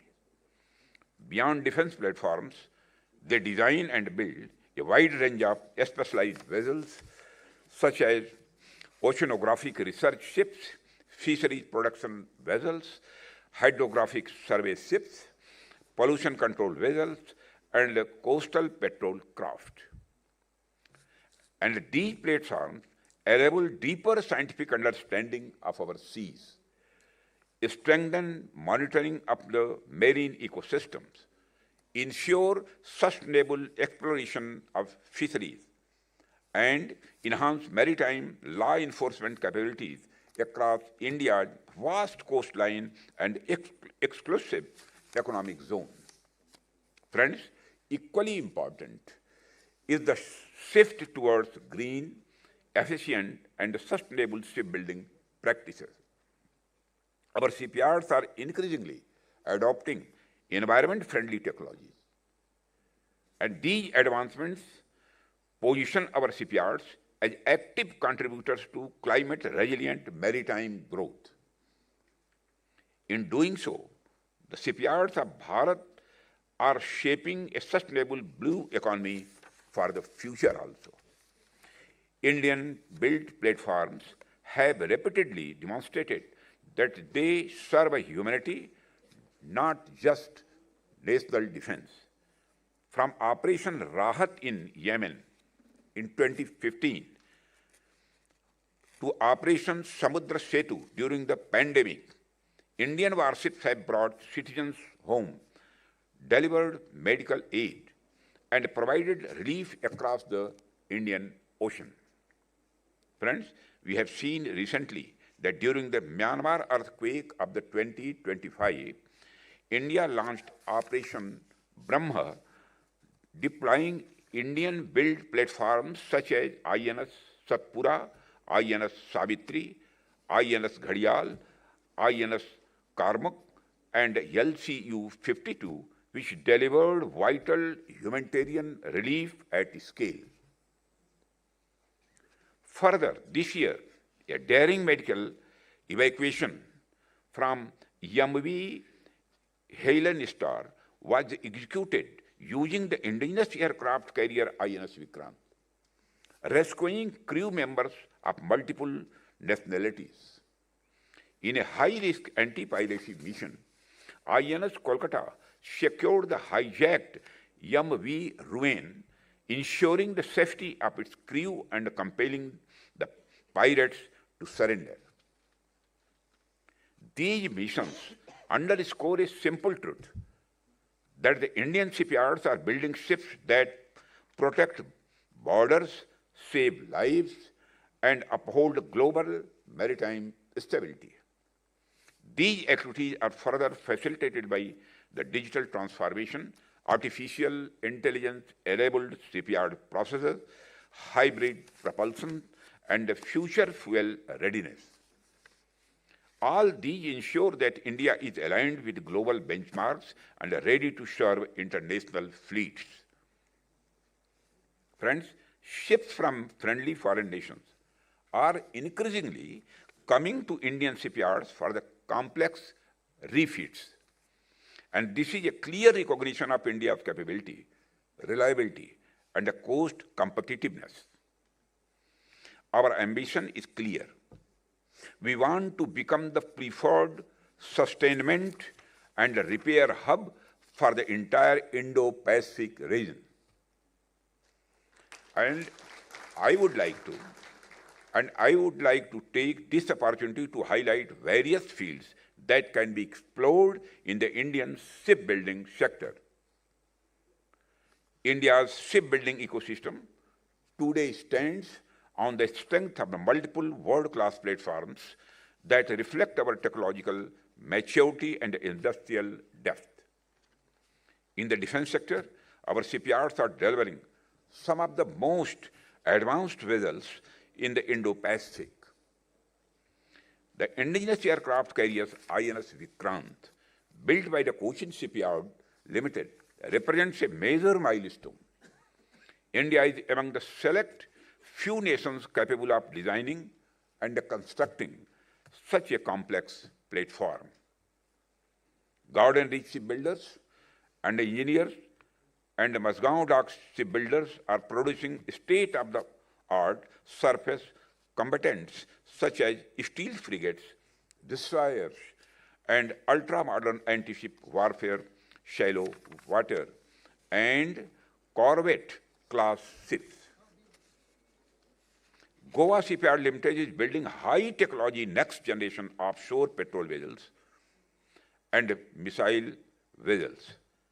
Equally significant is our progress below the sea. The Kalvari-class submarines built at MDL with increasing indigenization highlight India's growing competence in underwater warfare platforms. Together, these flagship projects underline not only naval strength, but also India's expanding design capability, automation, and systems integration expertise. Friends, Indian shipyards are also emerging as major players in the global commercial and dual-use maritime industry. Cochin Shipyard Limited has delivered high-end passenger and cargo vessels, coastal ferries, and pollution control and research ships, and is constructing the world's most advanced deep-sea mining support vessel for ISRO and the National Institute of the Ocean Technology. Larsen and Toubro Shipbuilding has built technologically sophisticated high-speed interceptor craft and offshore patrol vessels that are now being exported. Meanwhile, the private sector is rising as a force multiplier, producing green fuel vessels, LNG carriers, roll-on, roll-off vessels, and high-efficiency commercial ships for domestic use and global clients. These civilian platforms, backed by Indian design houses and a Navy's Warship Design Bureau, showcase India's shift toward a full-spectrum shipbuilding nation. We are capable of delivering everything from aircraft carriers to advanced research vessels and energy-efficient commercial ships. These integrated capability positions India strongly to become a global hub for shipbuilding, ship repair, and maritime innovation in the coming decade. In the spirit of the Samudra Utkarsh, secure at sea, prosperous through the sea, and empowered by the sea, I extend an invitation to all our international partners to build, sustain, innovate, and co-develop the next generation of the maritime capabilities together.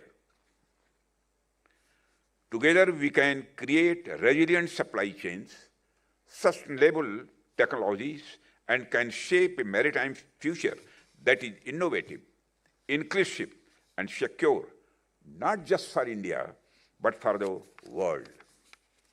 Friends, India stands ready to help shape the maritime century by building not only ships, but trust.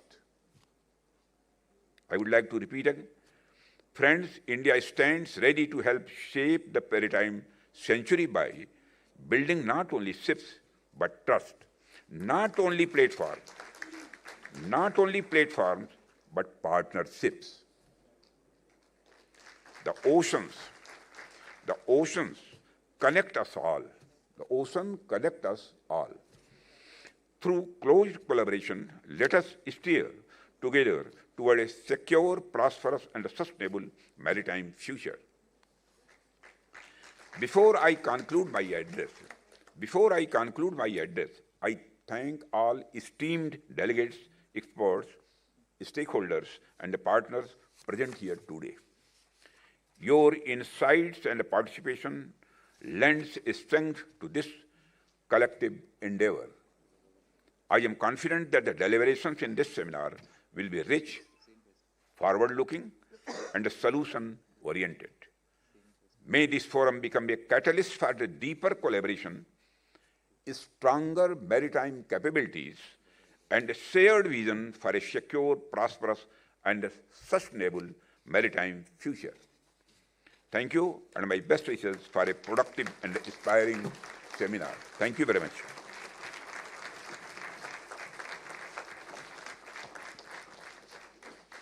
Thank you, Honorable Raksha Mantriji, for your inspiring and visionary address. Your leadership continues to guide India's defense and shipbuilding transformation. It is now our privilege to request you, sir, to formally release the coffee table book, Shipyards of Bharat.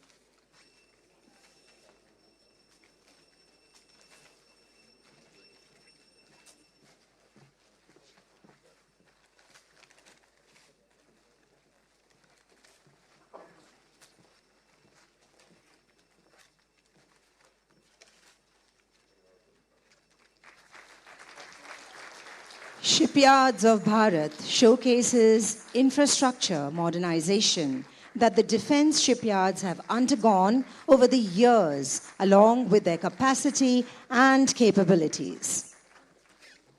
Sir, may I request you to also kindly release the two compendiums. The first, a 10 years artificial intelligence roadmaps for Indian defense PSU shipyards.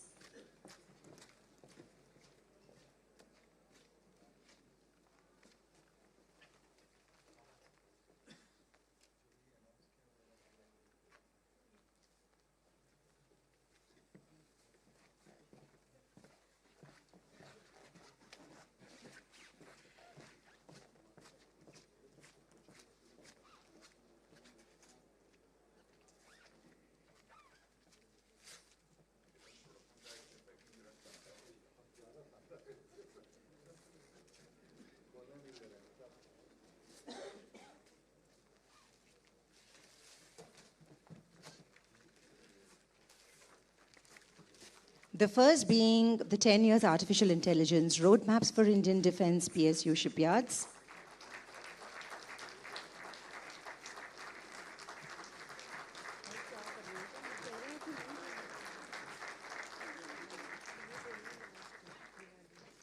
Thank you, sir. We have the second compendium, the Samudra Nav Pravartan.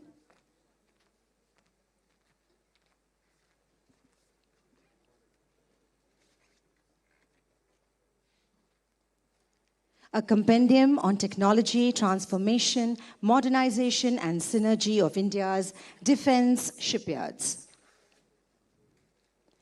Sir, may I now request the Honorable Raksha Mantri ji honoring distinction of 2 awards.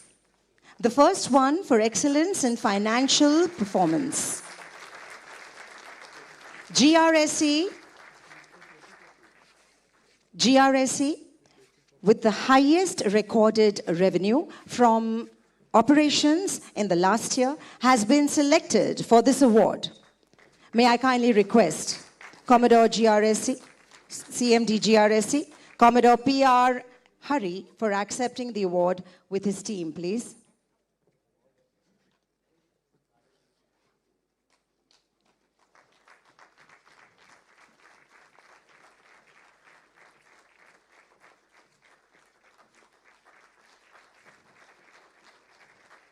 Congratulations, sir.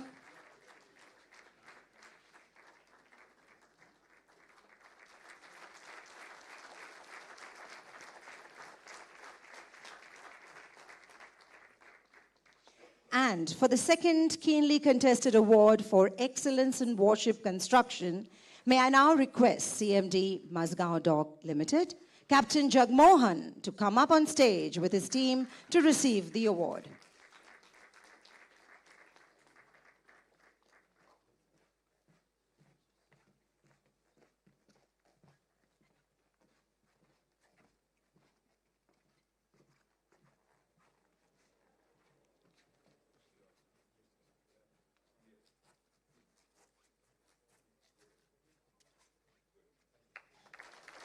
Heartiest congratulations, sir.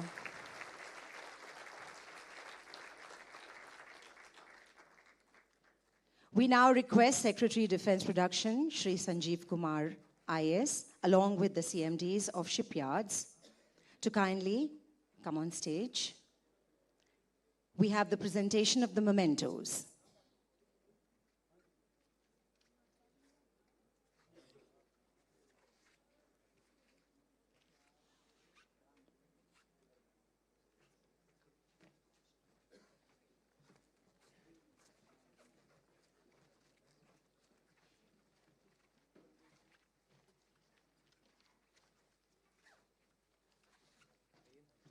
May I now request Secretary DP and our CMDs of shipyards of Bharat to present the memento to Honorable Raksha Mantriji.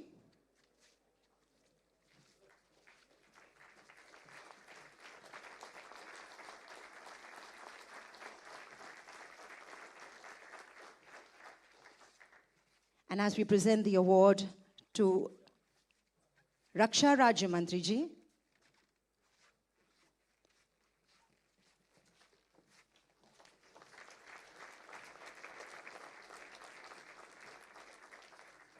the memento for the CDS,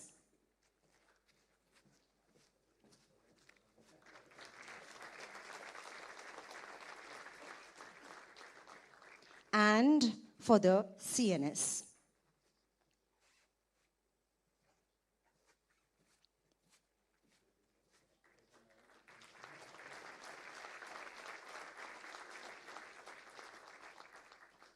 Thank you, sir. May I now request Chairman and Managing Director, Garden Reach Shipyard and Engineers, Commodore P.R. Hari, Indian Navy retired, to kindly deliver a vote of thanks. Honorable Raksha Mantri, Shri Rajnath Singh Ji, Honorable Raksha Rajya Mantri, Shri Sanjay Seth Ji, Chief of the Defence Staff, General Anil Chauhan, Chief of the Naval Staff, Admiral Dinesh Kumar Tripathi, Secretary Defence Production, Shri Sanjeev Kumar, friends from the friendly foreign nations present here, senior officials of the armed forces, the shipbuilding industry, ladies and gentlemen. Samudra Utkarsh, it is not just a seminar showcasing the capabilities of the flourishing Indian shipbuilding industry, but actually a celebration of 4,524 years of shipbuilding in India. And it is a very unique occasion that I think it is the first time in 4,524 years that we are having all the chairman and managing directors of the 6 Indian shipyards on the same platform.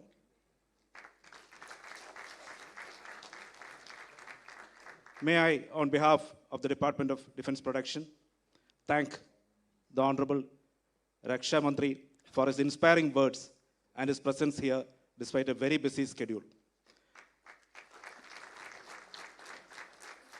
As you rightly said, sir, India is not just ready for building ships, but for building trust, and not only platforms, but partnerships.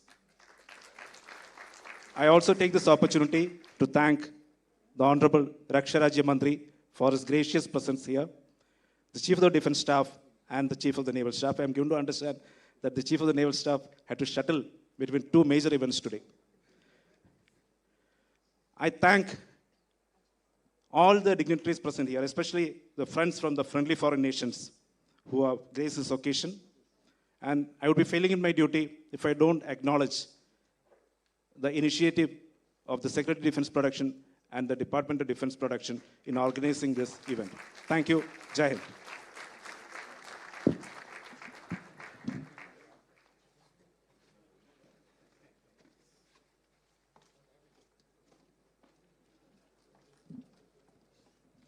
As our Honorable Raksha Mantriji and Honorable Raksha Rajya Mantriji proceed for a visit to the shipyard stalls, I request the guests to kindly remain seated.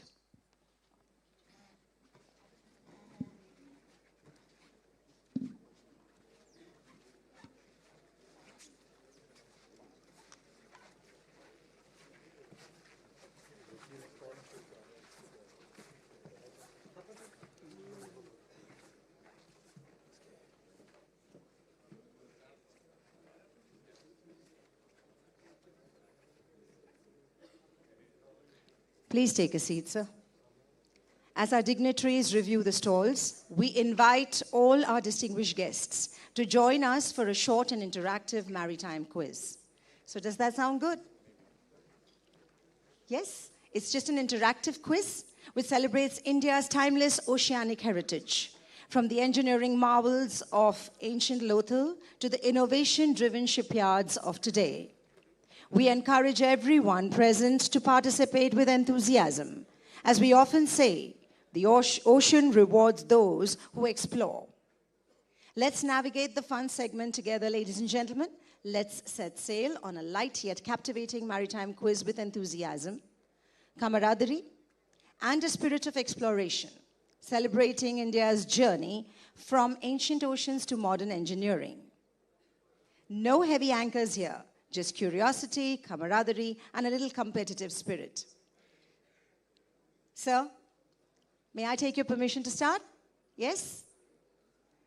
Which ancient port, we like the mics ready, please. Which ancient port has one of the world's earliest dockyards? Lothal, Surat, Cochin, Dwarka. Lovely. Can we give a round of applause just for the enthusiasm of the answer? Well, this was just warming up. Here comes the second. Who commanded the Maratha Navy with great success? This is typo. Yes? Yes, sir? That's right. I don't even need to give I still will give the choices. We have Shivaji Maharaj, Kanoji Angre. We have got, sorry? Yes, that's right answer, sir. You got that. All right. So which empire, moving to the third one, carried out major naval expeditions in Southeast Asia? That's fantastic. Whoever has designed this quiz, I must say, has probably given it all away very easy. Rather, let's put it this which way. We have a very, very bright audience here, but of course. Which was a major ancient Indian port on the eastern coast? Do we need to give the choices here? Now you've made me too used to the answers just coming in. Yes, sir? Okay, a better try. Anyone else, please? Or should I give you the choices? Well, sir, not really. All right, here we go. We have Bharuch, Kaveri, Pattanam. Fabulous. Can we give a round of applause for this one at least now? Come on. If this is the energy we have in the room, then how is it going to move? Can we give a nice, loud round of applause for the gentleman? Thank you. Shall we move on to the fifth quiz, please? I would request everyone to kindly be seated as our dignitaries are touring the stalls. So we get engaged in this, giving them enough time to review the stalls, please. All right. So in which year was the Indian Navy officially established as the Royal Indian Navy? Do we want the choices? Here we go. 1612, 1934, 1947, or is it 1950? That's right, sir. A big round of applause for that one too. 1934. And that's when it was given the title of the Royal Indian Navy. Moving on to the sixth, we have the Naval Battle of Diu, 1509, involved with which major force? The choices: British, Portuguese. Absolutely correct.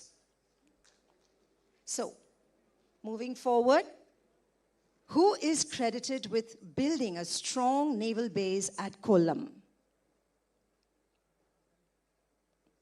We have the Chera kings as the option. We have Pallavas, we've got Chalukyas, and we've got the Satavahanas. Let's give it away for the gentleman. A big round of applause. There you go. Lovely, sir. All right. INS Arihant is India's first. destroyer, aircraft carrier, nuclear submarine, missile, corvette. Did we hear the answer there right? Yes. Lovely. Thank you so much. Moving on to the next one. Is this getting us anywhere? Are we feeling good about it? Is this heat building up, or are we feeling really anxious to go and get our cup of tea and interact a little? Well, I'll just give you a moment to do that, sir. Till the time we're just waiting for our dignitaries to just enjoy their time, let me just engage you in the next question.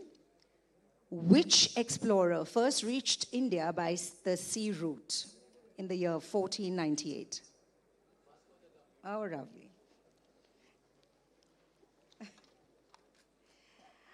We have the next coming up. That was mighty easy. Well, we have the next coming up. Kalinga was known for strong trade links with Rome, China, Southeast Asia, or all of the above.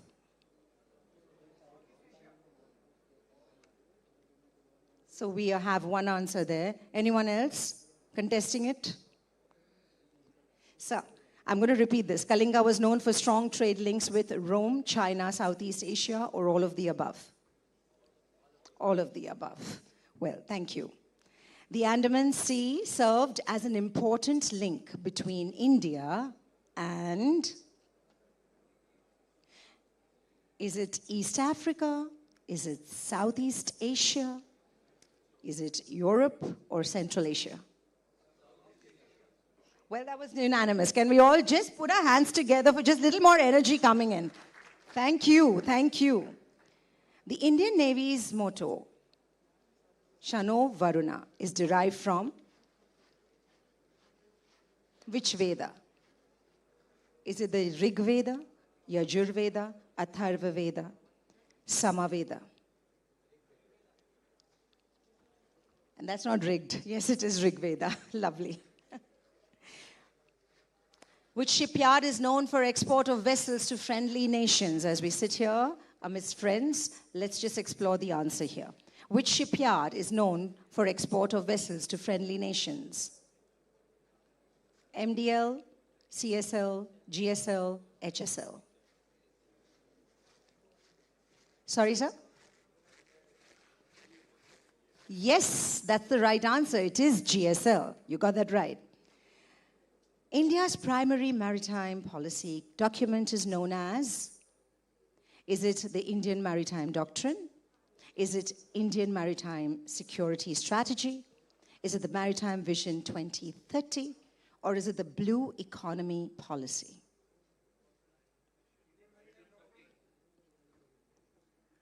All right, we get one answer here. Who can contest this one?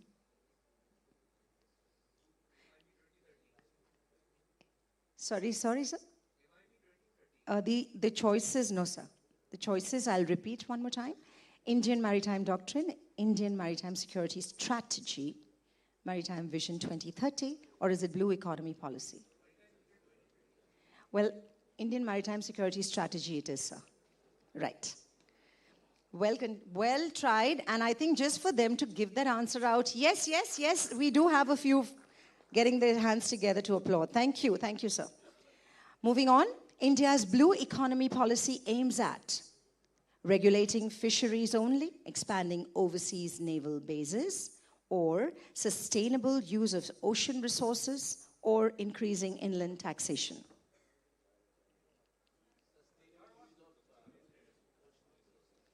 You got that right, sir. Thank you so much. That's wonderful. Do we look for some more questions, or should we put a wrap and go for tea break? Okay, so my voice is not as appealing. May I just take a signal? All right, sir. So here we come.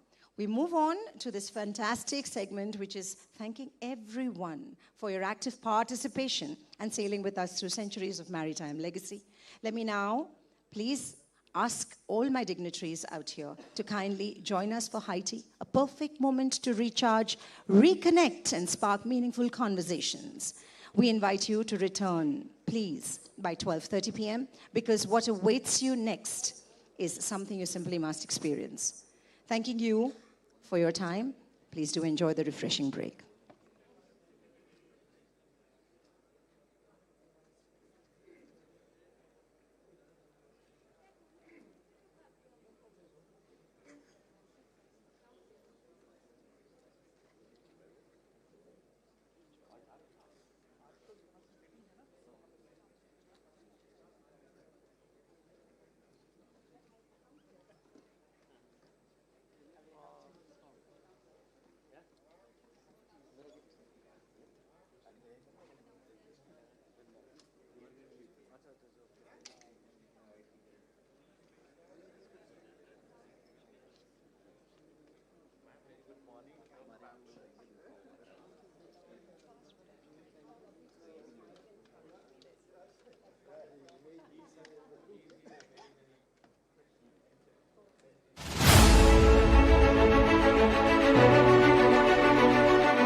India's maritime legacy stretches back thousands of years. Over 4,500 years ago, the Harappan built one of the world's earliest dockyards at Lothal, a symbol of organized naval engineering long before the modern world imagined it. Texts like Rig Veda and the Arthashastra describes shipbuilding, seafaring trade routes, and sophisticated maritime governance. Across history, the Mauryas, the Cholas, and the navy of Chhatrapati Shivaji Maharaj projected strong maritime power. Traveler Niccolo Conti praised India's ship as large and most technical, advanced than many European vessels. From ancient docks to modern shipyards, India's maritime tradition flows forward, stronger with every era. Major shipyards of Bharat.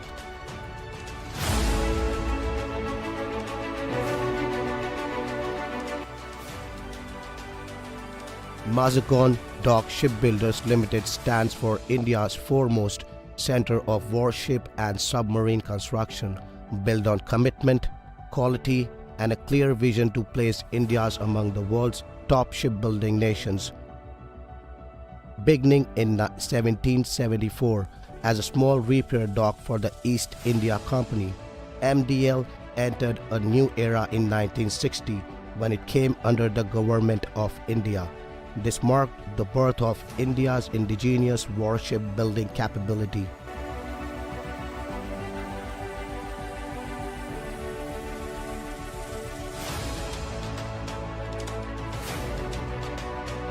Over the decades, MDL has produced iconic vessels, Kukri-class corvettes, missile boats, Delhi-class destroyers, Shivalik-class frigates, and many frontline naval platforms.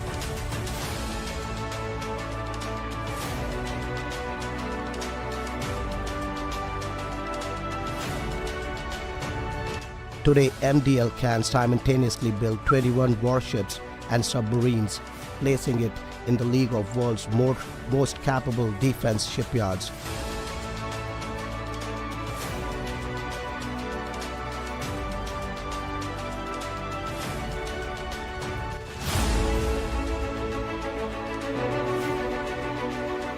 Garden Reach Shipbuilders and Engineers Limited is a leader in naval, commercial, and repair capabilities.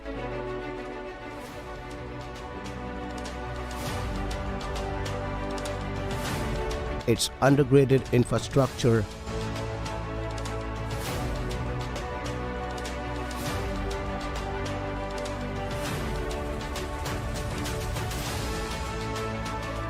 main work, the fitting out unit, Rajabagh Dockyard, and the GRSE Kolkata Port Dry Docks represents Kolkata's shipbuilding heritage transformed into modern industrial strength. Using modular construction, digital engineering tools, and streamed systems, GRSE delivers vessels with precision and speed. Today, GRSE can construct 28 ships at the same time, demonstrating scale, efficiency, and reliability. As GRSE powers the East, the narrative moves to the western seaboard, the Goa Shipyard Limited.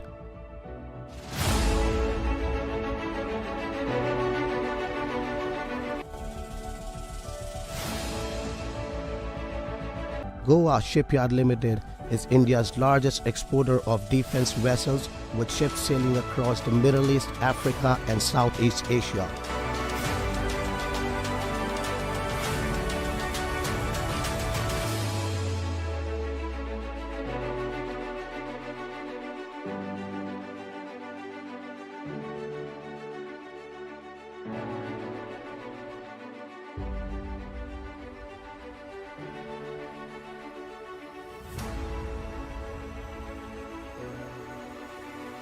With advanced design softwares like Aveva and Ansos, and increased use of AI, IoT, and robotics, GSL has built a reputation for high-quality engineering and dependable delivery.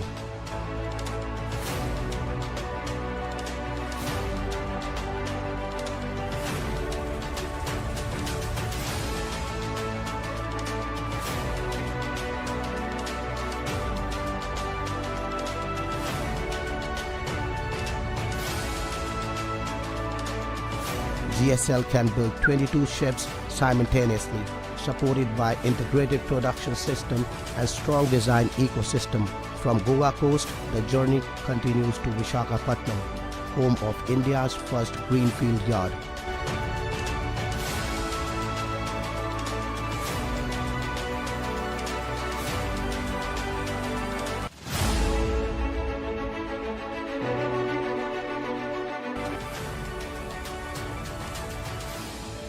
Hindustan Shipyard Limited stands as a testament for India's early shipbuilding ambition.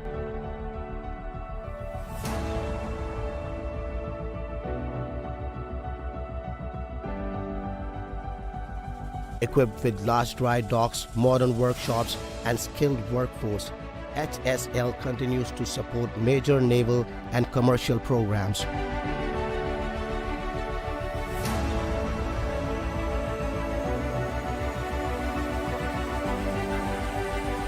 Today, HSL can build 24 ships at once, reflecting its steady modernization and national importance.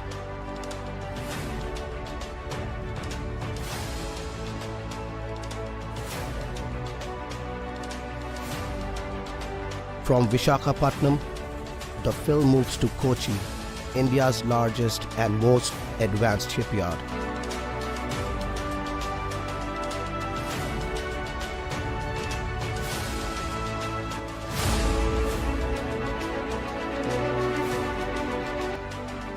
Cochin Shipyard Limited is India's biggest and most technologically advanced shipbuilding and ship repair facility. It has built tankers, large passenger ships, specialized defense vessels, and the indigenous aircraft carrier. With a vast dry docks and highly trained engineer team, CSL can build 18 vessels simultaneously, making it a backbone of India's maritime capability. From Kochi expansive dry dock to journey arrives at the India's most modern private sector shipyard, L&T.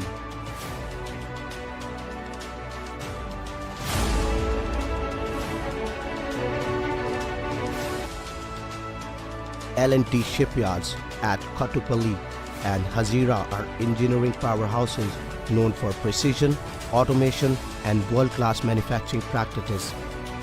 Capable of building 15 ships at the same time, L&T delivers patrol vessels, interceptor craft, specialized mission platforms with private sector efficiency and technical depth.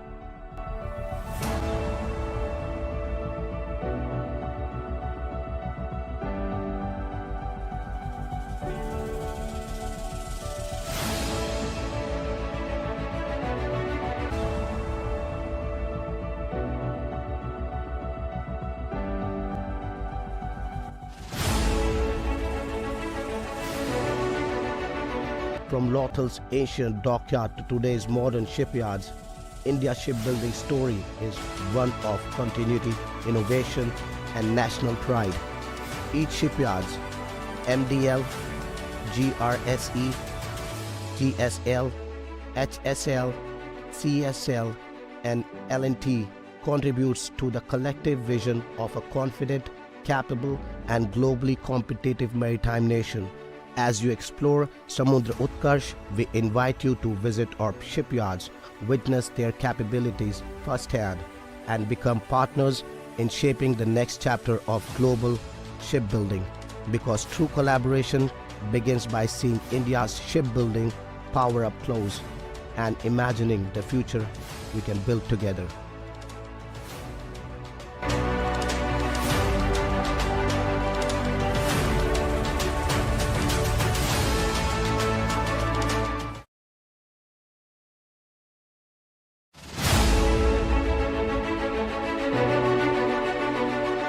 the last decade, India's shipbuilding industry has undergone a remarkable transformation. What was once the developing sector has evolved into a confident, modern, and world-class ecosystem. Across the east and west coast of India, the shipyards of Bharat are delivering complex, high-precision platforms that meet through the toughest global standards. From the next-generation naval vessel, aircraft carriers and submarines to green ferries, offshore crafts, tugs and commercial ships, India's shipbuilders are demonstrating deft technical and mastery and engineering excellence. Driven by the vision of Honorable Prime Minister Shri Narendra Modi and brought to the life by the meticulous execution and unwavering stewardship of Honorable Raksha Mantri Shri Rajnath Singh, India today stands self-sufficient in warship production. Even naval and coast guard platform, from artificial carriers, destroyers and frigates to specialized vessels such as diving precision, tankers, pollution control vessels and many other classes, is now being built in India with confidence and precision. With this strong foundation, our focus is expanding towards commercial shipbuilding, a whole of government approach led by the Ministry of Ports, Shipping and Waterways in driving India's effort to strengthen and scale its commercial shipbuilding capabilities even further.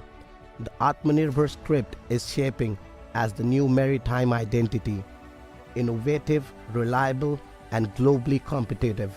This is a celebration of India's shipbuilding spirit, of designers, engineers and workers whose skills and dedication are powering India's maritime from the docks of Lothal to now the docks of Mumbai, the spillways and the docks of Kolkata, Vishakhapatnam, Kottipulli, Kochi, Goa and Hazira.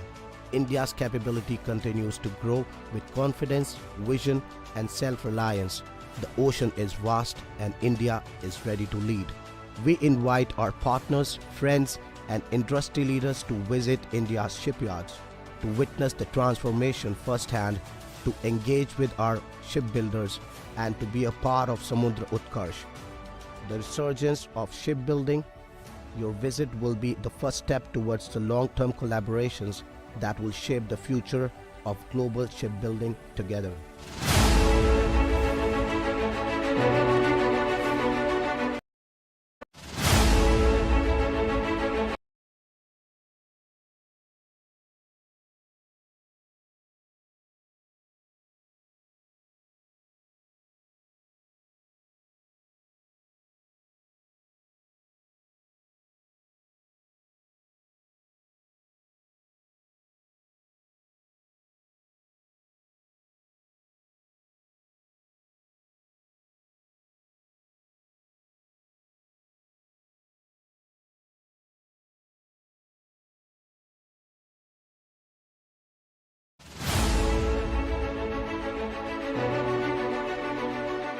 India's maritime legacy stretches back thousands of years.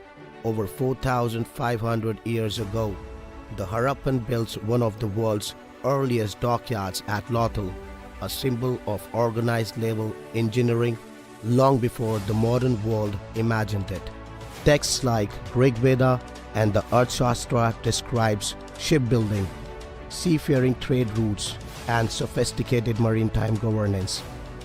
Across history, the Mauryas, the Cholas, and the navy of Chhatrapati Shivaji Maharaj projected strong maritime power. Traveler Niccolo Conti praised India's ship as large and most technical, advanced than many European vessels. From ancient docks to modern shipyards, India's maritime tradition flows forward, stronger with every era. Major shipyards of Bharat.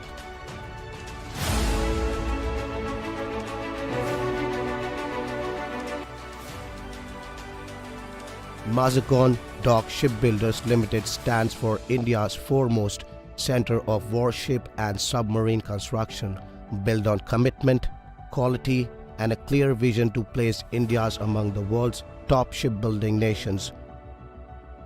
Beginning in 1774 as a small repair dock for the East India Company, MDL entered a new era in 1960 when it came under the Government of India. This marked the birth of India's indigenous warship building capability.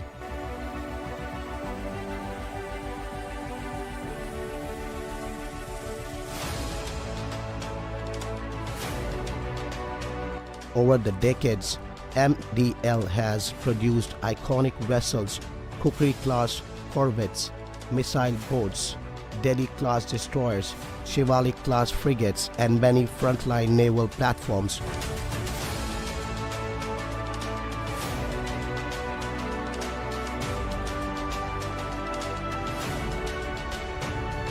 Today, MDL can simultaneously build 21 warships and submarines, placing it in the league of world's most capable defense shipyards.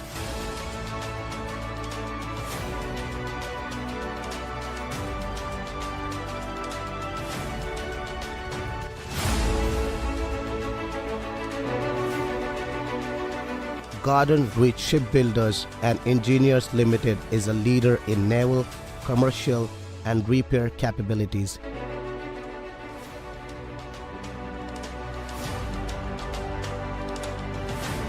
Its undergraduate infrastructure,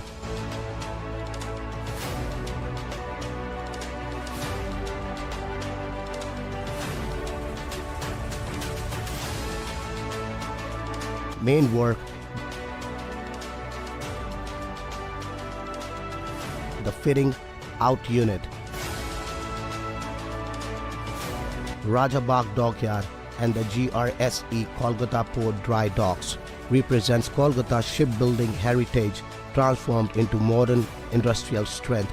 Using modular construction, digital engineering tools, and streamed systems, GRSE delivers vessels with precision and speed. Today, GRSE can construct 28 ships at the same time, demonstrating scale, efficiency, and reliability. As GRSE powers the East, the narrative moves to the western seaboard, the Goa Shipyard Limited.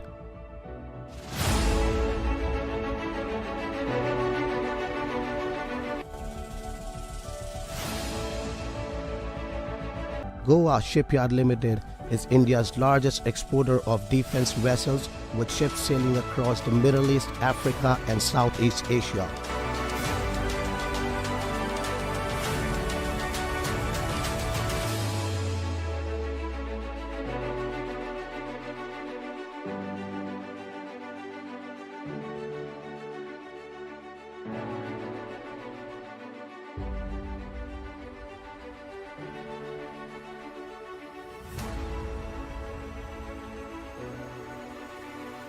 With advanced design softwares like Aveva and Ansos, and increased use of AI, IoT, and robotics, GSL has built a reputation for high-quality engineering and dependable delivery.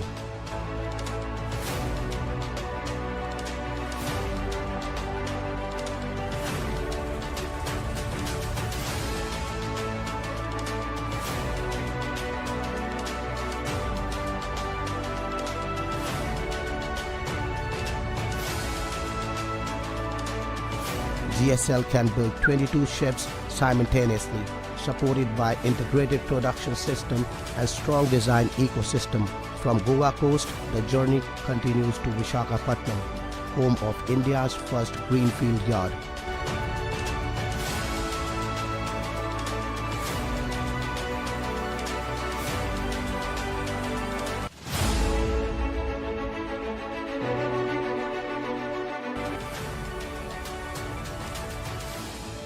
Hindustan Shipyard Limited stands as a testament for India's early shipbuilding ambition.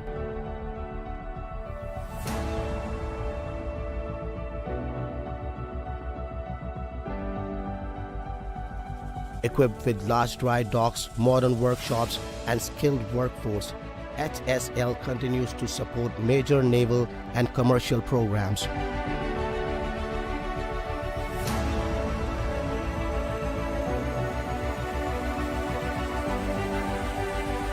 Today, HSL can build 24 ships at once, reflecting its steady modernization and national importance.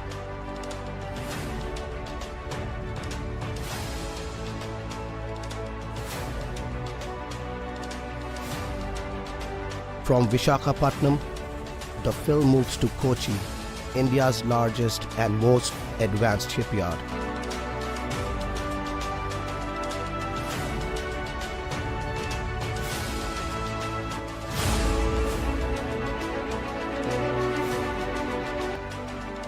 Cochin Shipyard Limited is India's biggest and most technologically advanced shipbuilding and ship repair facility. It has built tankers, large passenger ships, specialized defense vessels, and the indigenous aircraft carrier. With a vast dry docks and highly trained engineer team, CSL can build 18 vessels simultaneously, making it a backbone of India's maritime capability. From Kochi expansive dry dock to journey arrives at the India's most modern private sector shipyard, L&T.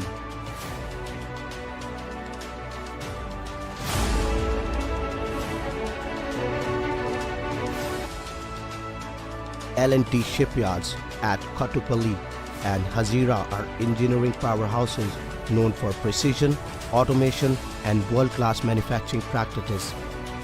Capable of building 15 ships at the same time, L&T delivers patrol vessels, interceptor craft, specialized mission platforms with private sector efficiency and technical depth.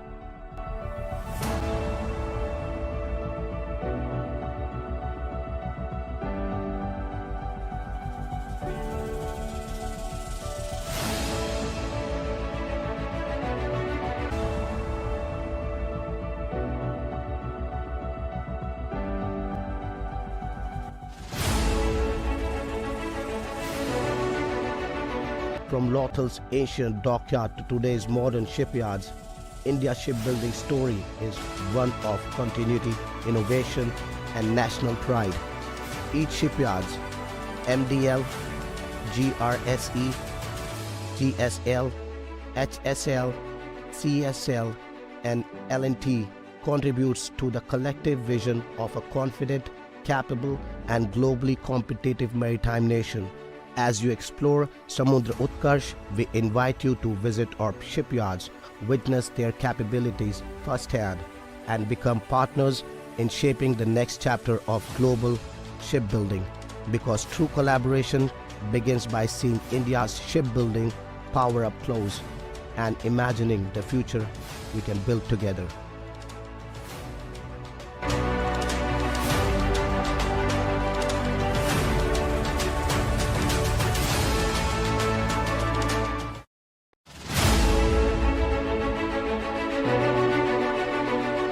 In the last decade, India's shipbuilding industry has undergone a remarkable transformation. What was once the developing sector has evolved into a confident, modern, and world-class ecosystem. Across the east and west coast of India, the shipyards of Bharat are delivering complex, high-precision platforms that meet through the toughest global standards. From the next-generation naval vessel, aircraft carriers and submarines to green ferries, offshore crafts, tugs, and commercial ships, India's shipbuilders are demonstrating deft technical and mastery and engineering excellence. Driven by the vision of Honorable Prime Minister Shri Narendra Modi and brought to the life by the meticulous execution and unwavering stewardship of Honorable Raksha Mantri Shri Rajnath Singh, India today stands self-sufficient in warship production.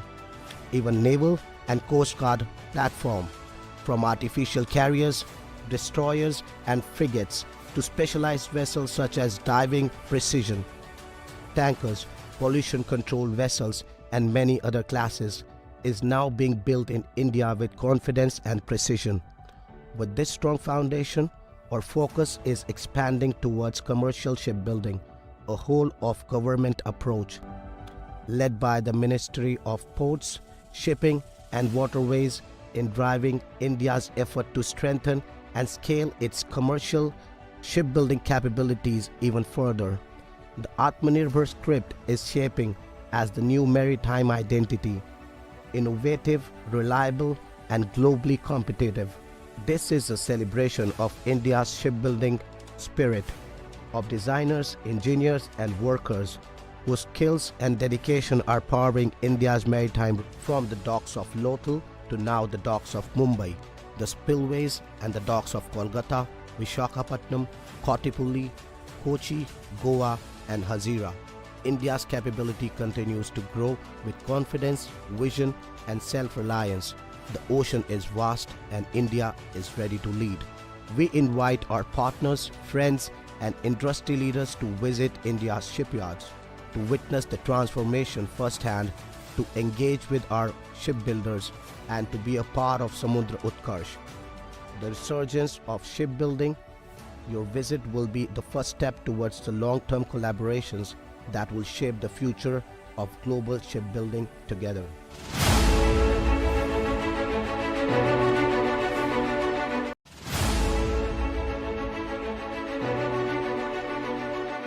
India's maritime legacy stretches back thousands of years.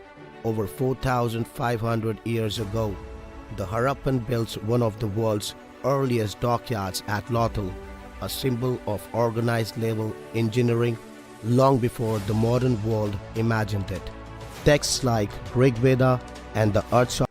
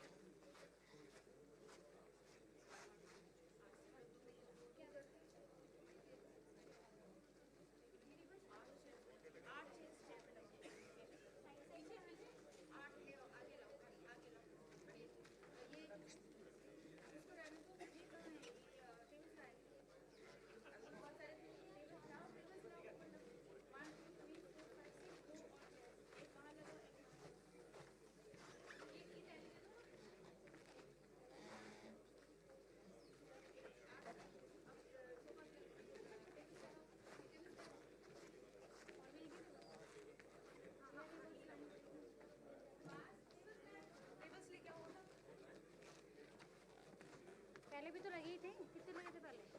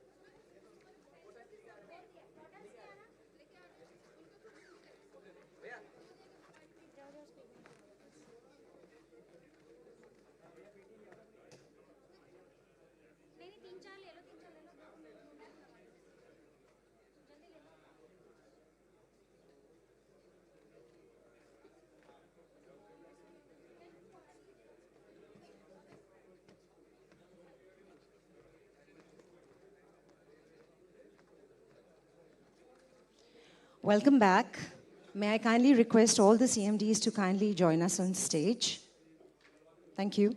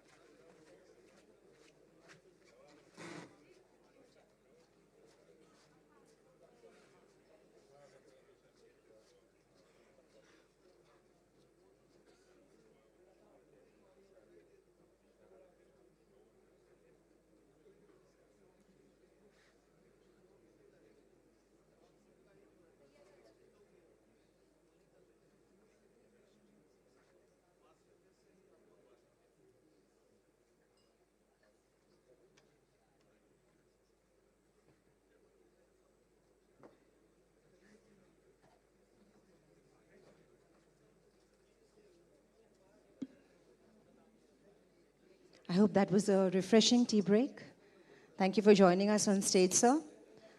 I kindly request you to await the dignitaries to join us. Secretary of Defense Production.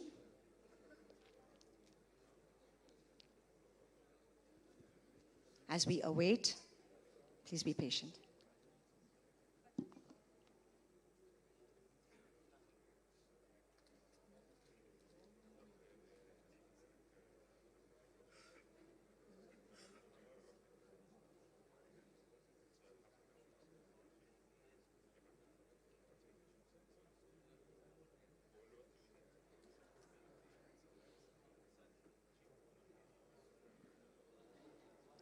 Please settle down as we await Honorable Raksha Rajya Mantri ji to join us.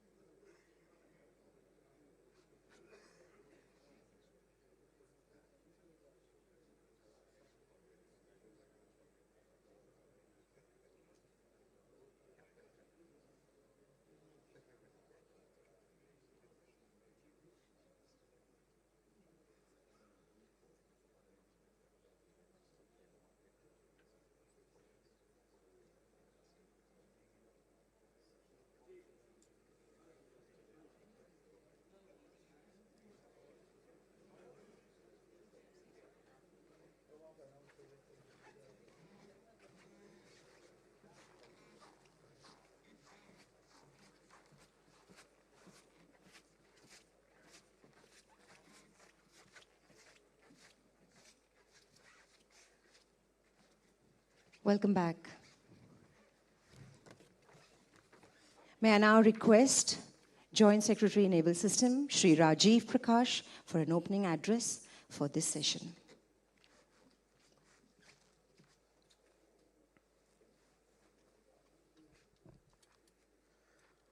Honorable Raksha Rajya Mantri Shri Sanjay Seth Ji, Secretary Defence Production Shri Sanjeev Kumar Ji, CMDs of our shipyards, our international partners, senior officers from the ministries and the Indian Armed Forces, our industry associations, distinguished guests, ladies and gentlemen, good afternoon and a very warm welcome to all of you. As we continue from the inspiring morning session, I would like to take this opportunity to highlight the remarkable progress of our nation's shipbuilding ecosystem, the progress it has made in the last 1 year. The shipyards of Bharat, MDL, GRSE, GSL, HSL, CSL and L&T have demonstrated an unprecedented level of performance, productivity and partnership.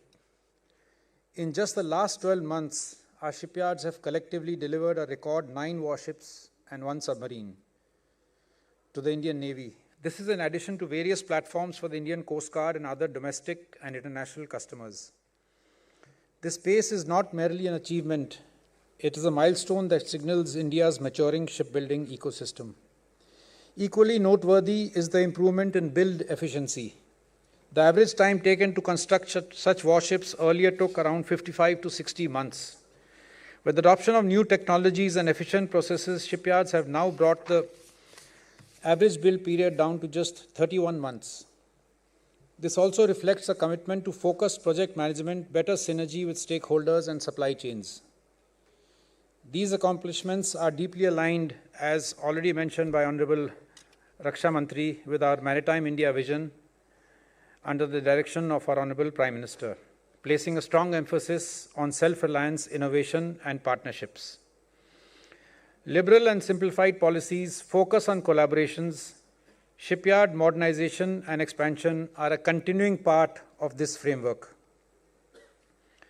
As we look ahead within a fast-changing and unpredictable globe, the role of our shipyards becomes even more central, not merely in meeting India's maritime requirements, but also as a reliable shipbuilding and ship repair hub. With this context, today's deliberations take on added significance. I look forward to the discussions ahead as we work as a team towards further transition. Thank you. Jai Hind.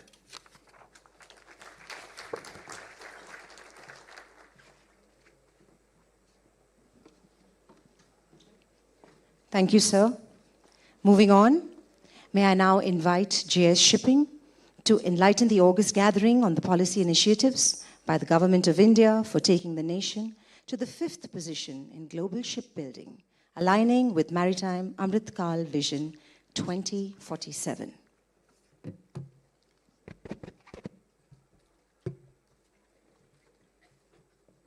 Honorable Raksha Rajya Mantri, respected Secretary Defence Production, and CMDs of and senior officers of various shipyards and other distinguished participants.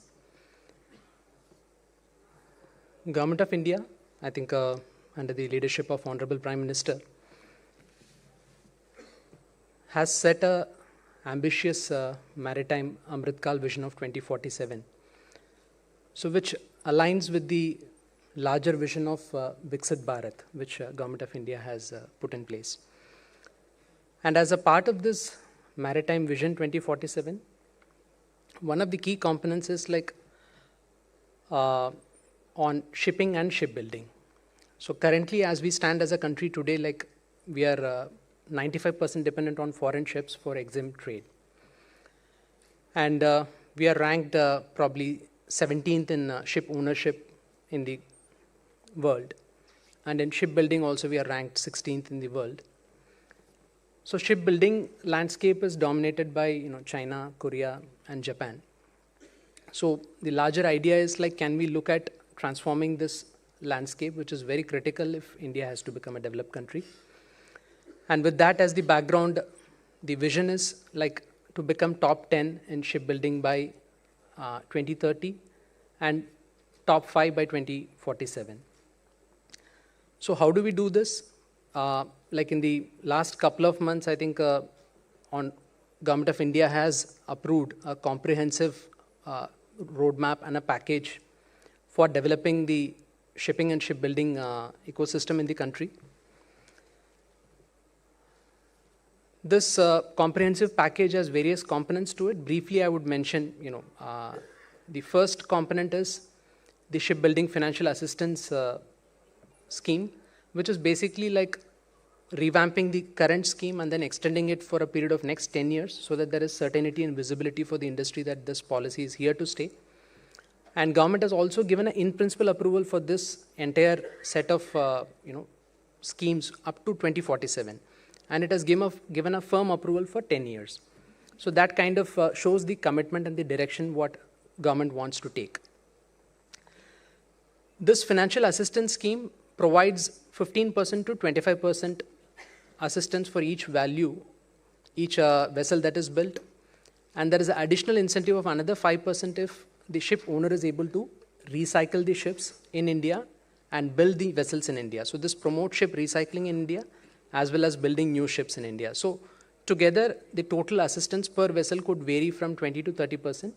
And with this assistance, our shipyard should be able to be competitive with the Chinese or the Korean shipyards. So that's the larger intent. And one should be able to build for the domestic market as well as the global market. And the second important component is the expansion of capacity and modernization of the shipyards. So here, the scheme provides 25% capital subsidy for any investments that the shipyards want to make for automation, modernization, or for capacity expansion in terms of brownfield capacity expansion. And if shipyards, currently all the shipyards, as we realize, don't have space for expansion. So it's important that we provide space for greenfield expansion as well. So here, the scheme also supports greenfield shipbuilding clusters where the entire common infrastructure would be funded by Government of India, and state governments are working in partnership with the government to provide capital subsidy for the capital investments in setting up of a new greenfield shipyard to the extent of 20 to 25%. And across the country, in 5 states, new shipbuilding clusters, land has been identified. For example, Tamil Nadu mein Tuticorin mein, Gujarat mein, a couple of locations have been identified. Orissa, Andhra, and Maharashtra are also working on this. And each of this location has 2,000 to 3,000 acres of land and more than 2 kilometers seafront. And this is being developed in a comprehensive cluster fashion where 1 or 2 large shipyards can play the anchor role. And then we have space for tier 1 and tier 2 industries supporting the shipbuilding as well. So this becomes a comprehensive model, the way it works in Japan, Korea. So that's how these clusters are being conceived. And apart from this, the scheme also has provisions to support design, engineering, testing, skilling, and R&D. So that we are looking at a comprehensive ecosystem creation, which is essential if we have to be sustainable and competitive in the long run. And on the other side, government is also working to create demand for domestic commercial shipbuilding.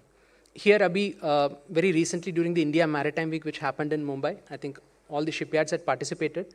The Honorable Prime Minister had launched a domestic shipbuilding program wherein the demand has been aggregated from the oil and gas PSUs, Shipping Corporation of India, the major ports, Dredging Corporation of India, which totals to more than 400 plus vessels worth roughly 2.2 lakh crores. So these would be required over the next, let's say, 10 to 12 years.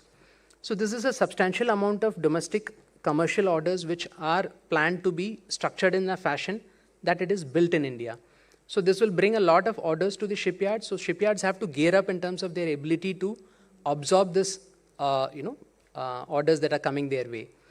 So this would involve a lot of transformation which has to happen in the shipyard itself in terms of their own processes, internal systems, their project planning and management mechanisms, their quality assurance mechanisms, so that they can deliver vessels in time with quality and at a competitive cost. So this would be very, very critical.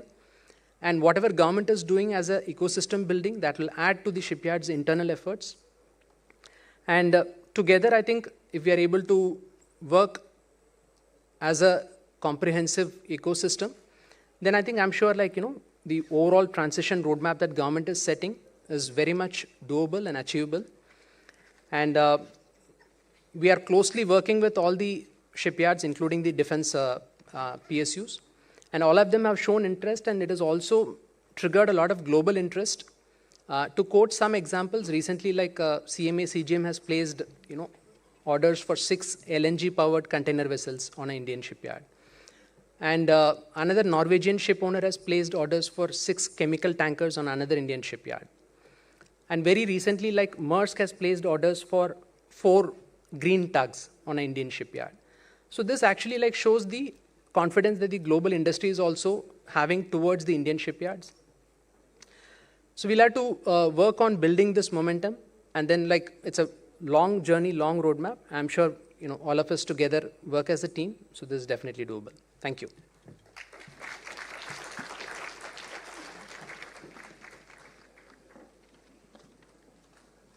Thank you, sir. It is my privilege now to welcome back the Honorable Raksha Rajya Mantri, Shri Sanjay Sethji, whose efforts have been instrumental in advancing India's defense manufacturing ecosystem. May I have the honor of inviting him to kindly address the gathering.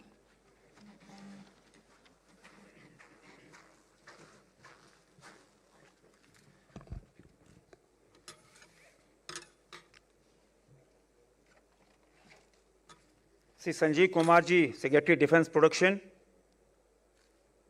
CMDs of the shipyards, officers from international industries from about 24 countries, friends from media, ladies and gentlemen. Defense attaches of our international partners and distinguished guests from the India and abroad, greeting a very good afternoon to all.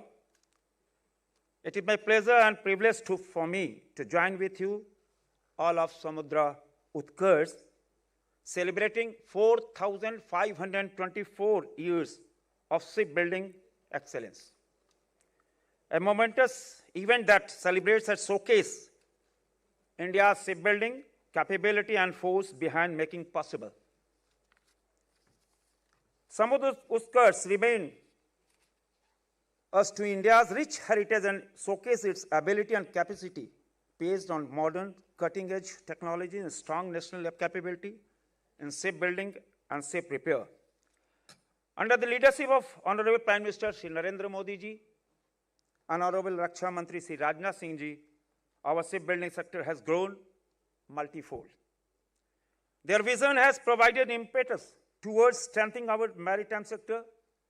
In today's world, MDL, GRSE, GSL, HSL, CSL, and L&T have developed advanced infrastructure facilities capable of building complex, weapon-intensive warship, submarines, and many other types of vessels. India has a long maritime history, including shipbuilding, right from the Indus Valley civilization, the thriving coastal shipyards of our country, and always connected us through seas to the whole world. आज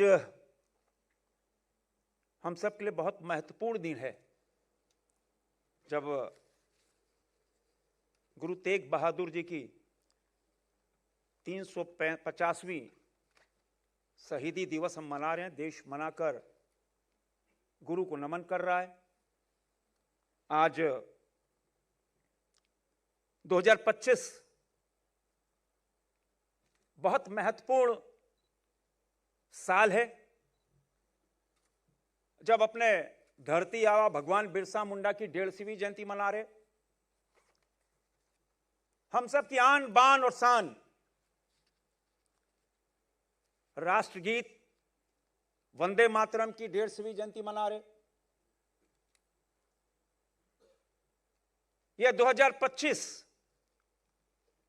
हमारे लौह पुरुष जिन्होंने 562 रियासतों को अखंड भारत के रूप में, कश्मीर से कन्याकुमारी तक, ऐसे लौह पुरुष सरदार पटेल की 150वीं जयंती मना रहे। और आज पहली बार समुद्र उत्कर्ष, और मैं डीपी संजीव कुमार जी को शुभकामना बधाई देना चाहूंगा और सुझाव कि अगले वर्ष आप जब फिर समुद्र उत्कर्ष 2 में जुटेंगे तो उसमें जो हमारे प्राइवेट प्लेयर्स हैं, एमएसएमई सेक्टर हैं, स्टार्टअप हैं, वो भी इस कार्यक्रम का हिस्सा बनेंगे तो उनका मोराल भी बूस्ट अप होगा और एक मोटिवेशन होगा। हमारा मैरीटाइम हिस्ट्री बहुत पुराना है, हजारों साल पुराना, और उस समय कोई पॉलिटिकल मैप ऐसा होता नहीं था। हमारी हिम्मत, हमारी संस्कृति, हमारी धरोहर, हमारी पहचान हम साथ लेकर चले हैं। और कोई कहते हैं ना, हमारा सिविलाइजेशन बहुत पुराना है भारत का, और उस सिविलाइजेशन में उसकी परंपरा बहुत प्रभावशाली, और तभी तो हमारा वैदिक एरा रहा। द फर्स्ट मैरीटाइम जो माइंडसेट था, ऋग्वेद, अर्थवेद में समुद्र नौ नावा की चर्चा बार बार हुई है हमारे ऋग्वेद में, अर्थवेद में। ये कोई इस बात का संकेत है कि पहले हम मानसूनी हवाएं पढ़ते थे, टाइड्स पढ़ते थे, हम उससे भविष्यवाणियां करते थे, लॉन्ग डिस्टेंस ट्रेवल भी होता था। हमारा इतना पुराना इतिहास रहा है, और कभी वो तो कोई साइंस नहीं था, लेकिन कितना पुराना ये इतिहास रहा। महाभारत काल से आप देखो, महाभारत हो, रामायण हो, और महाभारत में रिवर बेस नेवल स्ट्रेटजी रहा, जहां हम उस युद्ध के हिस्सा बने। और महाभारत में भगवान कृष्ण ने बहुत एडवांस पोर्ट सिटी, आज जो भेट द्वारिका है, भेट द्वारिका से बहुत सारे अवशेष ऐसे मिले हैं जिसमें यह बात प्रमाणित होती है कि बहुत पुराना हमारा अंडर वाटर स्ट्रक्चर रहा होगा, हजारों साल पहले। उसमें port engineering, maritime trade, coastal defence कितना उन्नत होगा, इससे आप अंदाज लगा सकते हैं। हमारा चंद्रगुप्त काल में, चाहे कौटिल्य अर्थशास्त्र में देखो आप, नौका अधिकरण, ऑर्गेनाइज नेवल डिपार्टमेंट ही था उनका, और उसमें पहला था शिप बिल्डिंग, दूसरा port management, maritime security, trade route monitoring, river logistic, और गंगा, यमुना, नर्मदा, सिंधु के किनारे जो हमारा पोर्ट्स थे उस जमाने का। तो मौर्य नेवी तो हम कह सकते हैं कि बहुत बड़ी सी पावर थी, और उस समय जो हमारा सप्लाई चेन था इतना मजबूत था कि आप उससे हम सब मोटिवेट हो सकते हैं। हमारा कलिंगा आप देखो, सम्राट अशोक के समय क्या कल्चर और क्या हम कितने डेवलप हुए थे। हमारे जो भारतीय संस्कृति के शिप्स, भाषा, कला, बौद्ध धर्म का जो प्रचार कलिंगा ने किया, चाहे वो म्यांमार, थाईलैंड, लंका, इंडोनेशिया, पूरे इलाके में वो शिप से किया, और एक उसको कहते हैं ना, कल्चरल हाईवे उन्होंने डेवलप किया। इतना पुराना हमारा कल्चर रहा है। चोला एम्पायर लीजिए, चोला एम्पायर में भी India first true blue water navy, Bharat की मैरीटाइम शक्ति सबसे उज्जवल कोई उदाहरण हो सकता है, वह चोला एम्पायर।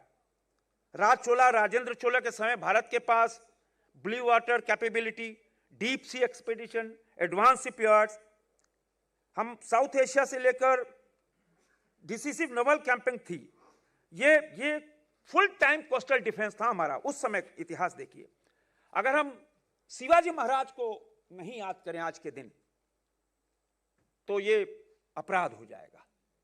पहला कोई 17वीं शताब्दी में इतनी बड़ी शिवाजी महाराज ने इंडियन नेवी का रूप में डेवलप किया था, और उन्होंने जो शिप बनाई, उस शिप से चाहे वो जो फॉरेन कंपनीज जो उस रास्ते से घुस रहे थे उनसे लोहा लेना, उनसे युद्ध करना, चाहे पोर्तुगीज हो, डच हो, ब्रिटिश मैरिटाइम, उनसे युद्ध करना, और युद्ध जीते भी उन्होंने। शिवाजी महाराज की जो सोच थी, वह सोच से आज हम इतने आज डेवलप हो पाए हैं।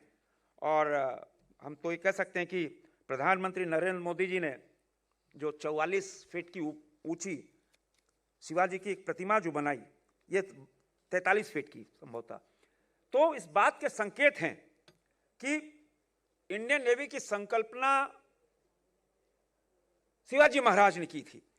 तो तभी जब प्रधानमंत्री 43 फीट ऊंची जब प्रतिमा का अनावरण कर रहे थे तो उन्होंने कहा था बार नेवी नहीं होगा, अब ये बिल्डर नेवी होगा, और इस बात को आप सिद्ध कर रहे हैं। और हम आज कह सकते हैं कि भारत बड़ी तेजी से बढ़ता हुआ इस सेक्टर में एक बहुत बड़ी शक्ति है। और कल ही हमने INS माहे लॉन्च किया है जो 80% इंडिजिनस है। मेरा यह मानना है कि अभी हम सब चर्चा कर रहे थे कि फिशरमैन बोट, इसका निर्माण, हमारे CMDs बैठे हैं, हमारी यॉक एक ट्रैवल, हम कह सकते हैं कि उसको एक ऐसी इंडस्ट्री ग्रो करे कि टूरिज्म इंडस्ट्री के थ्रू यॉक निर्माण जब करेंगे तो हमारा टूरिज्म भी बढ़ेगा और स्कोप भी बढ़ेगा, इंडस्ट्री को भी फायदा होगा। ये एक आज मंथन करने का समय है। तो समुद्र उत्कर्ष is a platform to present the latest state of art infrastructure including cutting edge technologies, capabilities and outreach of our shipyards. It also highlights the innovation being undertaken across the sector with assistance of skill and dedication of our designers and workers, providing the thrust towards rising confidence of India's maritime industry. I congratulate all shipyards and industry partners for their immense contribution of achieving this feat. Looking forward, we must continue to focus in the field of innovation, skill development, collaboration, and export competitiveness. These are essential ingredients for India to grow as a major shipbuilding nation. I would like to conclude by expressing my deepest appreciation to each one of you involved in making this event as a grand success, including Ministry of Defense, various ministries of government are representing the seminar, our shipyards, the Navy and the Coast Guard, MSMEs, industry partners, and all professionals who work tirelessly strengthening India's shipbuilding capability. Your effort is helping India is in a position as a strong maritime nation. अभी 5 नवंबर को उड़ीसा में एक बहुत बड़ा पर्व होता है, उसका नाम है बोईता बंदना। उस बोईता बंदना में आप देखो कहां से हमारी हिस्ट्री आई है, कितना हम एडवांस थे। वो पर्व एक दिन का पर्व होता है, उसमें उड़ीसा के लोग अपने नदी में, जलाशय में, झील में पेपर का बोट बनाते हैं और पेपर का बोट बनाकर उसमें एक दिया रखते हैं और उसको धारा प्रवाह करते हैं और देखते हैं कि वो शिप मेरा कितनी दूर तक जा रहा है। इस बात का प्रमाण ये आज का पर्व नहीं है, ये सैकड़ों सालों का ये पर्व है। हम सब भी बचपन में थे, आज तो नहीं होता है। जब स्कूल डेज में हम सब भी बारिश आती थी तो अपना कॉपी के पन्ना फाड़कर और उससे बोट बनाते थे। मतलब कितना कैरी हमने अपने कल्चर को किया है। तो ये जो मैरीटाइम इंडस्ट्री है ये आज की नहीं है। हमने जितने भी, भगवान श्री राम को हम ले लें, युद्ध हुआ तो राम सेतु बनाकर हम वहां तक गए, चाहे रामायण महाभारत, हर जितना हमारा कल्चर रहा है सब में ये मैरीटाइम हमारा रहा है। और समुद्री सीमा को लेकर अब तो भगवान राम हो, हनुमान जी हो, उनका कंट्रीब्यूशन कितना बड़ा हो सकता है था, इससे आप अंदाजा लगा सकते हैं कितनी मजबूत हमारी समुद्री सीमा थी। मैं आज अपनी वाणी को विराम देने के पहले, ये मैं स्वरचित है, भारत की नौसैन्य धरोहर, भारत की नौसैन्य धरोहर वेदों की नौकाओं से, भारत की नौसैन्य धरोहर वेदों की नौकाओं से, द्वारका के बंदरगाहों से, कलिंगा के महान समुद्र यात्रियों से, चोलों की ब्लू वाटर नेवी से और शिवाजी महाराज की अद्वितीय मैरीटाइम विजन से बनी हुई एक अटूट शक्तिशाली परंपरा।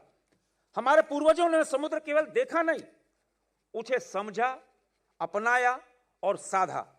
आज जब हम इस भारत इंडो पैसिफिक का नेतृत्व कर रहा है तो याद रखिए कि मैरीटाइम एरा में हम प्रवेश कर रहे हैं और हम अपने पुराने गौरव को, अपनी पुरानी कल्चर, पुराने अभिमान को हम वापस ला रहे हैं। आज तभी हम बहुत शक्तिशाली हुए हैं। और शक्तिशाली नहीं, हमारा इंडियन नेवी जहां 80% इंडिजिनस हुआ है, हम स्ट्रांग हुए हैं। अब वो पुराना भारत नहीं रहा, अब नया भारत है। और इस नए भारत में हम हाथ नहीं फैलाते। ये नया भारत अपने बल पर स्वदेशी, उस स्वदेशी के भाव से, उस आत्मनिर्भर भारत के भाव से आगे बढ़ा है। और मेरी ढेर सारी शुभकामनाएं जितने भी सीएमडीज यहां बैठे हैं शिपयार्ड्स के, हमारे संजीव जी, आप आगे बढ़े और देश आपकी ओर देख रहा है, देश अपनी मैरीटाइम सिक्योरिटी की ओर देख रहा है, देश आपके हौसले को सलाम करता है, देश हमारी नौसेना को आगे बढ़ते हुए समुद्र की जो सिक्योरिटी है, दुनिया की तीसरी सबसे बड़ी हम नेवी हैं, उस ओर बढ़ता देख हम गर्व करते हैं। पुनः आप सबको धन्यवाद और शुभकामना इस बात से कि आइए जब हम देश इतनी बड़ी, कहते हैं कि ऑपरेशन सिंदूर के बाद जिसमें समुद्र या नेवी का भी से था, वो उस विजय को और आगे बढ़ाते हुए हम कैसे और मजबूत हों, कैसे इस पूरे सेक्टर को, शिपयार्ड सेक्टर को एकदम ओपन खोलकर, चाहे वो हमारे स्टार्टअप हो, चाहे हमारे एमएसएमई सेक्टर हो, प्राइवेट प्लेयर हो, उनको भी आगे बढ़ाकर एक मजबूत भारत, एक मजबूत नौसेना, एक मजबूत मैरीटाइम, इस हौसले के साथ आगे बढ़े। आप सबको बहुत बहुत धन्यवाद। जय भारत, जय Hind.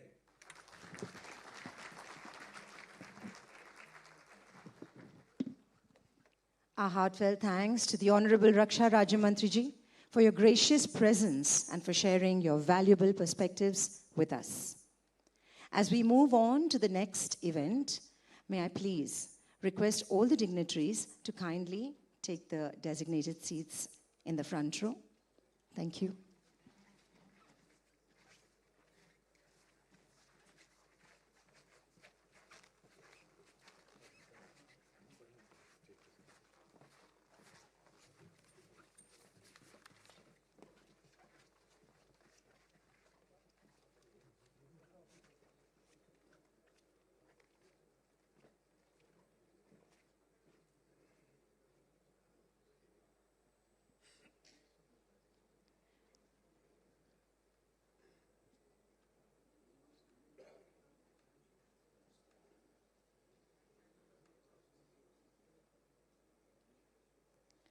I would like to now hand over the stage to Commander Jay Kumar, who will be moderating the technical presentation of the session. Over to you, Commander Jay Kumar.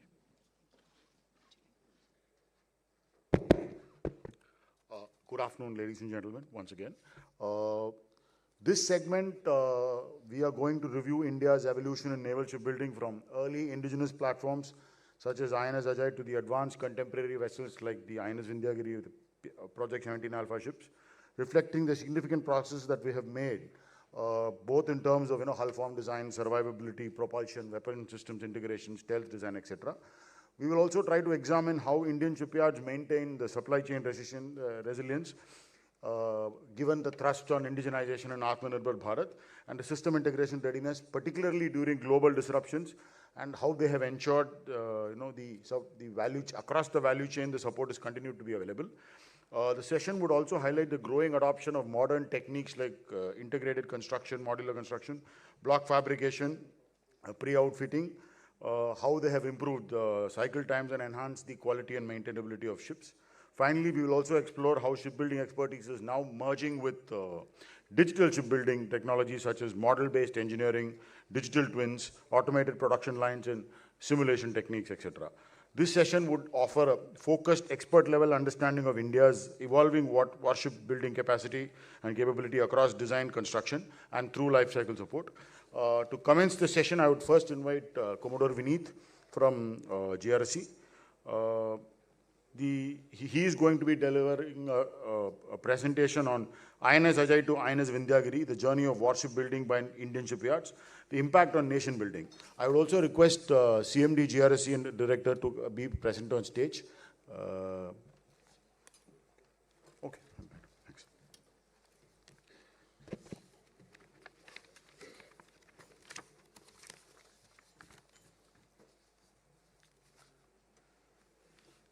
Good afternoon, everyone. Secretary of Defense Production, Sri Sanjeev Kumar. Controller of Warship Production and Acquisition, Vice Admiral Rajaram Swaminathan, AVSM NM. CMDs of shipyards, the DAs and esteemed dignitaries from friendly foreign nations, senior officers of the Government of India, Indian Navy, Indian Coast Guard, shipyards and industry, esteemed members of the media, ladies and gentlemen.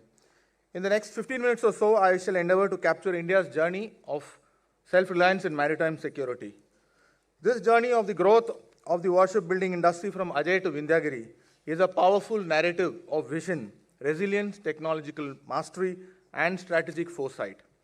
Beginning in the 1950s with the dream of an indigenous navy, India has evolved from importing vessels to designing and constructing some of the world's most advanced warships. This is not merely a story of ships, it is a story of national pride, a story of capability building, and that of self-reliance. It is also a narrative of the success of the warship building program and its contribution to nation building. Post-independence, India recognized the need for a strategic vision and a foundational framework needed to build a strong maritime force. The key steps included formation of the Corps of Naval Constructors in 1954. This was the first seed sown. Establishment of the Central Design Office, later the Directorate of Naval Design, and now the Warship Design Bureau. Setting up of the Indian shipyards and building and localizing a supply chain. These institutions have been instrumental in turning India from a buyer's navy to a builder's navy. The evolution of indigenous warship construction was set in motion with the commissioning of INS Ajay in 1961 by GRSE, and that marked a pivotal moment in the country's naval self-reliance journey. This was followed by successive generations of vessels leading right up to INS Himgiri, spanning advanced corvettes, destroyers, frigates, and aircraft carriers, showcasing engineering prowess and modern shipbuilding capability. Over the next few slides, one can appreciate the rapid growth of the Indian warship building industry spanning 75 years. There were only 12 warships built from 1950 to 75. The start point has been shown as 50s because it was around that time that the vision was formulated for having homegrown ships. The same increased to 81 from 1975 to 2000. While there were several minor war platforms and few major combat vessels, this was a period of the development of the design expertise, shipyard infrastructure, skill sets, and the supply chain ecosystem. And a very impressive increase to 169 warships in the last 25 years. This is not accounting for the smaller vessels such as the interceptor craft, fast patrol boats, and the like. This truly marks the coming of age of our warship building industry and moving from the tag of a buyer's navy to a builder's navy. One can appreciate the growth over 75 years. Since 2014 itself, Indian shipyards have delivered over 40 indigenous warships and submarines, with new platforms being commissioned approximately every 40 days in the last few years. This portfolio spans multiple categories across leanders such as frigates, such as leanders, P-16, 16 Alpha, 17, 17 Alpha, corvettes such as the Kamorta class, destroyers such as the P-15, 15 Alpha, 15 Bravo, aircraft carriers such as Vikrant, submarines like the Kalvari class, and of course, not missing out the strategic assets. While the audience can appreciate the entire range of warships built by our Indian shipyards as shown on the screen, I would like to highlight some of the success stories during this journey. Length and size. We started out with small vessels such as the seaward defense boats, about 46 meters in length, and now we are churning out platforms over 150 meters such as advanced frigates and destroyers on a regular basis, and also demonstrating supremacy by building aircraft carriers of over 260 meters. Displacement. The displacement of the initial vessels were hovering around 150 tons, and now vessels are in the range of 2,000 to 10,000 ton displacement, not accounting for a 45,000 ton aircraft carrier. Design. The designs themselves have become more complex over the years. While we were building ships to imported designs in the early years, today we are well poised to deliver based on highly competent warship design capability within the country. Apart from the expertise available in the Warship Design Bureau and the various PSU shipyards, as also L&T Shipbuilding, the pool of expertise available in private design houses across the country cannot be overlooked. Steel. From a position where we were importing warship building steel thanks to our industry partners, as also the DRDO labs and the Navy, high-strength, low-alloy warship building steel has been developed way back in 2007 and is the backbone for the warship building yards. Weapons. Indian warships now boast of the most advanced weapons, including missiles, torpedoes, and guns compared to the ships of the yesteryears. There has been a quantum leap in technology over the last 2 decades, wherein the erstwhile analog systems have migrated to the digital domain. Software-based systems were introduced on our warships in the early 2000s. Today, we have extensive usage of AI and ML in the software-intensive weapon and non-weapon systems. As these are software-based systems which no longer require complex analog components, our indigenous industry has been able to adapt to this change, and under the umbrella of Atmanirbhar Bharat, they have developed and have become leading suppliers of these technologically advanced systems. Indigenization. One can appreciate that the old Leander-class frigates were built to British designs with a mix of British and international components. The import content was extremely high to take even a guess. But now we are in a position where the smaller combat platforms have indigenization content as high as 80 to 90%, while the rest are hovering around 80%. This is a result of sustained efforts of more than 6 decades of effort by stakeholders, including the MOD, Indian Navy, DRDO, DGQA, defense PSUs, and most importantly, the ancillary industry, including our MSMEs. The key takeaways. There are some salient takeaways in the manner in which a blueprint for self-reliance drawn up in the 1950s has brought us to where we are today. The major takeaways include a national objective such as a will to make it happen. This was driven right from the top, acknowledging that strategic autonomy flows from maritime self-reliance. Financial support. Significant investments in the defense budget have enabled the growth of the warship building industry. The manner in which cash flow is ensured in the defense contracts makes it a very successful template. Handholding in design. The Warship Design Bureau, erstwhile the DND. The Indian Navy's in-house design organization provides critical support in designing warships, and this expertise is available with us and is at par with the best in the world. Policy intervention like the Defense Acquisition Procedures, DAP. Such procedures provide a framework for procurement, emphasizing indigenous design and development. Equipment indigenization efforts, the Make in India initiative. These policies create a nurturing environment and encourages indigenous manufacturing for warship building. And not forgetting the private sector participation. The growth of the private defense sector has significantly contributed to the indigenization of components and subsystems. The indigenous capability, this has been a success story. The percentage indigenization across 3 functional domains, float, move, and fight, can be appreciated. In the float domain, it is as high as 90%. Key to this is the indigenous development of DMR 249A warship grade steel, as also mastery of advanced hull construction techniques, including modular construction and stealth optimized superstructure design. In the move domain, it is about 70%, the challenge is still being parts of the propulsion train. In the fight domain, which is the frontier of innovation, we are at about 50%, and this is the highest strategic priority for stakeholders, including the DRDO, DPSUs like BEL, private defense players, as well as the BCE in the Indian Navy. Moving on, there is a very high demand as projected by the Indian Navy and the Indian Coast Guard. Suffice to say that the shipyards and the industry are well geared up to meet this demand. At this juncture, while we can celebrate the success story of the warship building program, there is an important challenge for us. These are two sides of the same shipbuilding industry. It is pertinent to indicate that self-reliance has been established in the Indian defense shipbuilding, and there is a high focus on indigenous production, and the industry is ready to address the projected demand of over 200 ships projected for induction. Whereas on the other side, the commercial shipbuilding sector is still in its infancy and it has immense growth potential. Atmanirbharta in commercial shipbuilding, the strategic and the economic imperatives. Commercial shipbuilding remains a crucial area requiring urgent attention for comprehensive self-reliance. The strategic, economic, and the employment dimensions make this a national priority. We aspire to be in the top 10 by 2030 and in the top 5 by 2047 as a global shipbuilding nation. Considering that currently India's share in the global merchant fleet is only 1.2% and about $75 billion is paid as freight every year to foreign shipping lines, there is definitely an opportunity here, if not a necessity. The requirements for achieving Atmanirbharta comprehensive framework has been articulated, and we can dwell on a few. Infrastructure modernization. World-class infrastructure is foundational to competitive shipbuilding.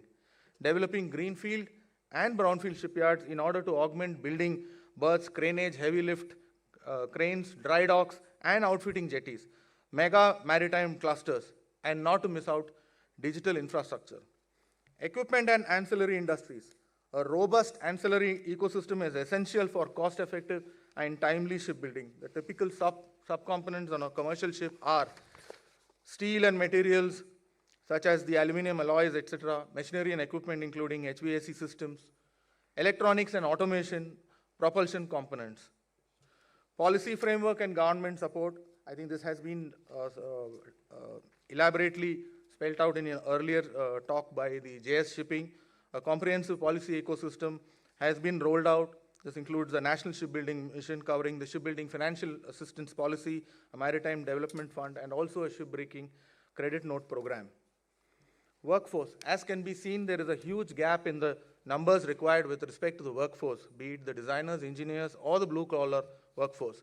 The silver lining here is the capability available as a skilled workforce trained on warship projects bring valuable expertise and confidence to commercial shipbuilding, be it welding excellence, systems knowledge, or design capabilities.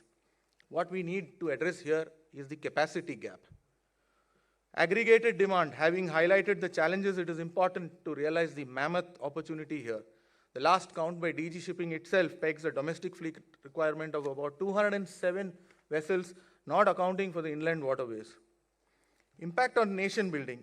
Very briefly, please allow me to also highlight on two spin-offs of this resident expertise in warship design and construction, namely research vessels and green vessels.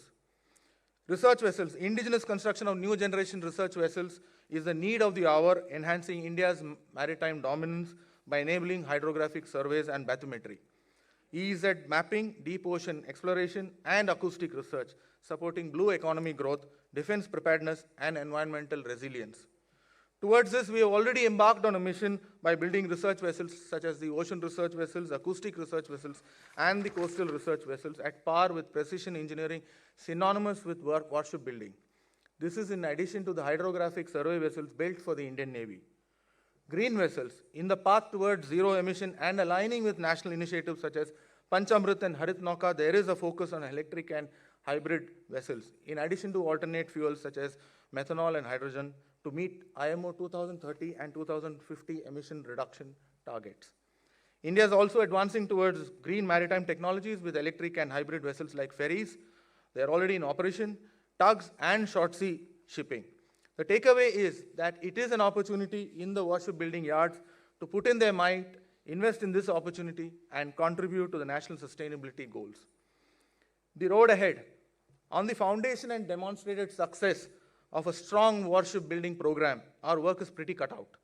The shipyards are definitely up to the task of meeting the requirements of the defense sector, not only domestically, but also to do a bit for international diplomacy by building warships for friendly foreign nations.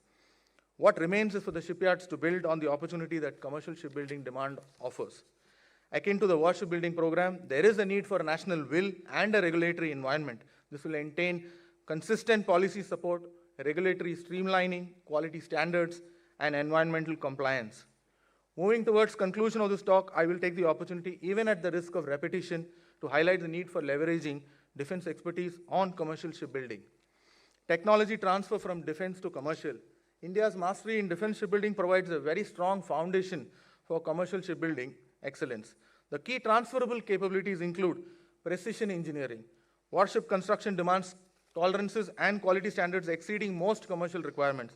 This precision translates directly to higher quality commercial vessels. Complex systems integration. Experience integrating sophisticated weapon system sensors and combat management systems provides the professional confidence that augur well for challenges on the commercial shipbuilding side too. Project management discipline. Rigorous project management procedures, protocols developed for defense contracts ensure schedule adherence and cost control in commercial projects too. Quality assurance, comprehensive quality management system and meeting defense standards exceed many of the commercial ship requirements, providing competitive differentiation.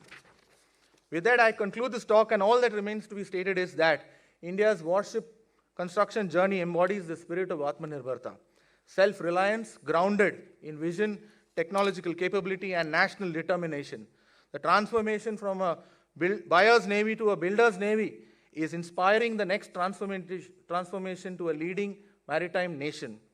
With a clear roadmap to 2047, sustained investment and comprehensive policy support, India is poised to secure its rightful place as a prominent global maritime power, achieving comprehensive self-reliance in the maritime domain. Thank you and Jai Hind. Thank you, Commodore Vineet, for that very insightful presentation on how we have evolved and how we intend to grow forward, and how, most importantly, how we are going to leverage the strength of defense shipbuilding industry to strengthen the commercial shipbuilding industry also in a manner that both of them can feed off each other and thrive. It's a very important aspect. J Shipping is here, and I'm in many respects, it is being covered in a very comprehensive manner. But while we are making giant strides in domestic shipbuilding, in order to fully leverage the positive impact of shipbuilding, particularly in terms of employment generation, we have a 6.82 employment multiplier, and investment stimulation, it is very important to focus on building self-reliance in the shipbuilding ancillary industry and the supply chain also. So in this regard, I now invite Commander Saurabh Jain from Goa Shipyard Limited. He will be delivering a presentation on supply chain diversification based on the additional P1135.6 frigates. And he will enlighten us on how this important aspect of supply chain diversification is being handled by GSL in that project. Thank you.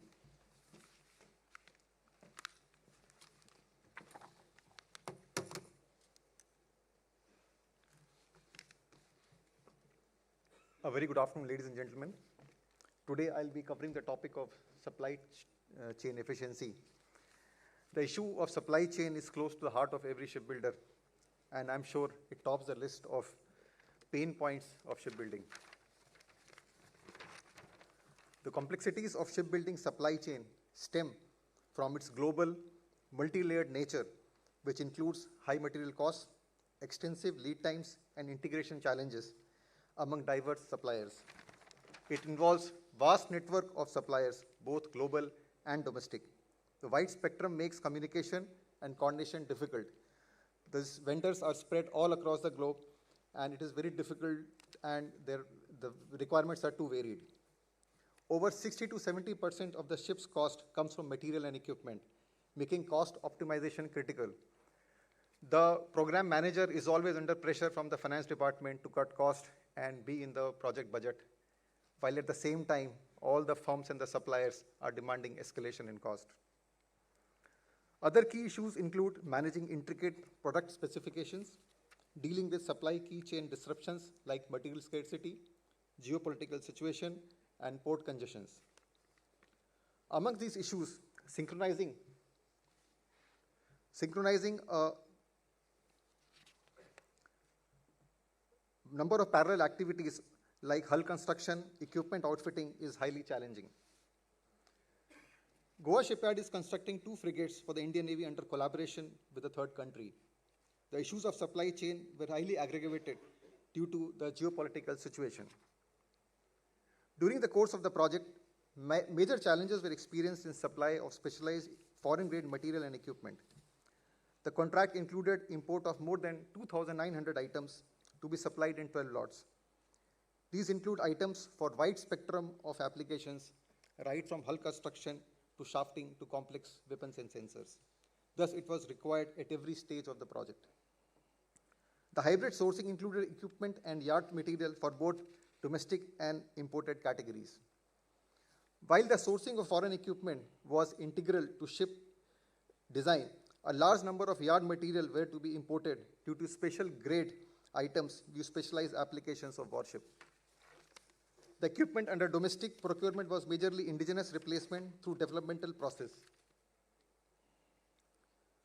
Sourcing of yard material from domestic industry was also challenging, as the specifications and processes were again based on foreign standards and processes, unknown to shipbuilder and domestic industry.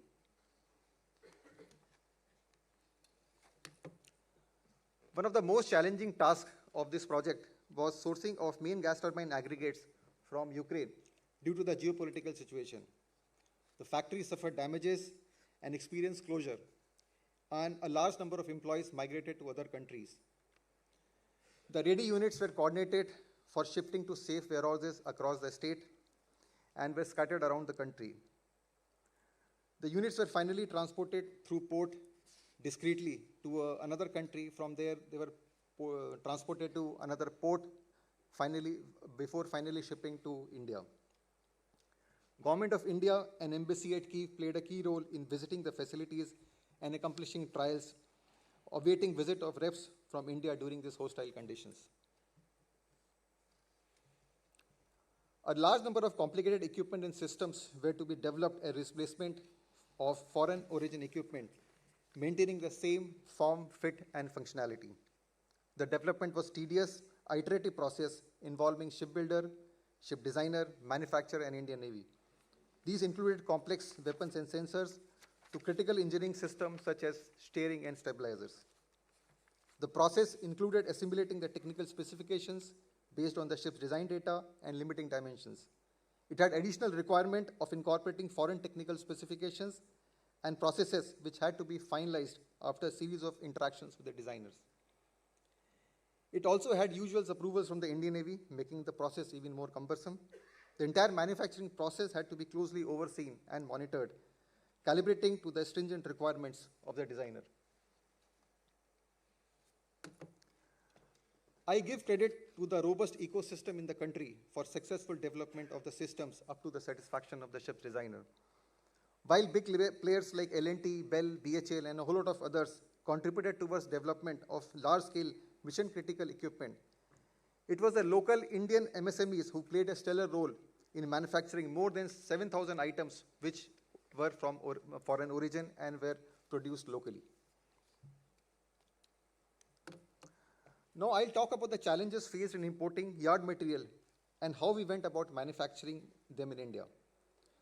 Now, midway during the project, because of the geopolitical situation, the supply chain suddenly choked, which was further affected by sanctions, including stoppage of payment gateways. Resources were also diverted for internal requirements, and the shipping lines were disrupted due to sanctions.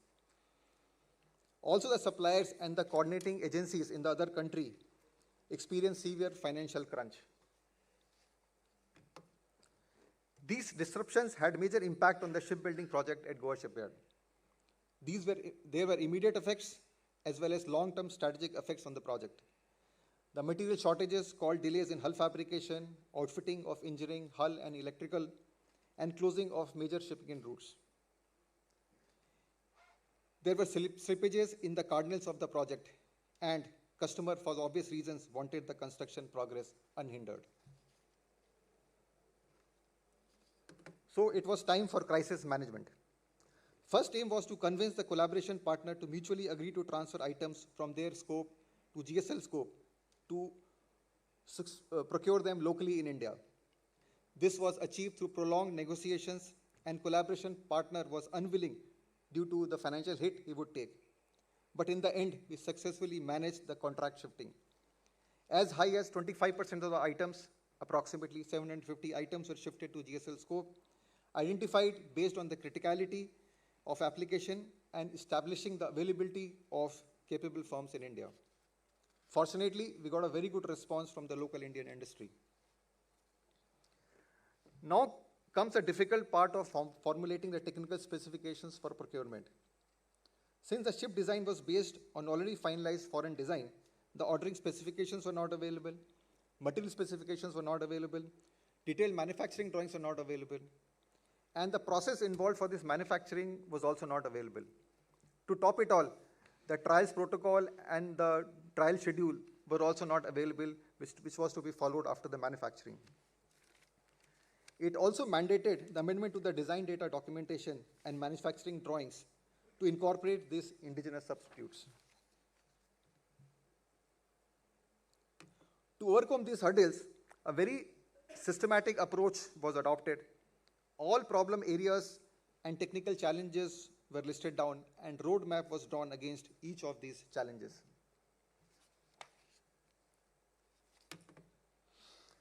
Foreign manufacturing standards and process standards were obtained from open source and some were bought, and these were then analyzed in detail. With great difficulty, we were able to manage some rough details about these items, and thereafter AutoCAD drawings were generated by our ship designers for manufacturing by the local suppliers. For selection of material grade, equivalent grades available in domestic industry were identified, and to our surprise, we were able to establish equivalent for all materials. So now we have a full compendium of equivalent materials. Large-scale interactions were held with the industry partners towards identification of potential vendors. In this collaborative environment, binding data and manufacturing drawings were generated through an iterative process. Approvals of the designers were also obtained to ensure adherence to the design.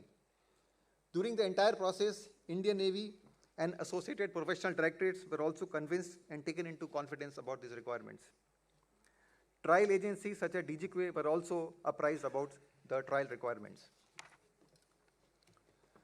A total of 743 items were successfully indigized. Majority of the items have either been delivered or at advanced stage of manufacturing. A large part of credit goes to the capable Indian industry who could overcome the technical challenges and able to produce in time. The experience has certainly enabled us to draw a long-term roadmap for self-reliant shipbuilding. So one of the main experiences was standardization of shipbuilding products, especially the yard material. It provides interchangeability between systems and across platforms. An item can be used anywhere in the system and across the systems. Also, it enables large mass production and can help shipyards to maintain minimum stock levels and buy it from any vendor which they like. The research in the backdrop on material selection and well-defined process ensured reliability of these products. One of the major advantages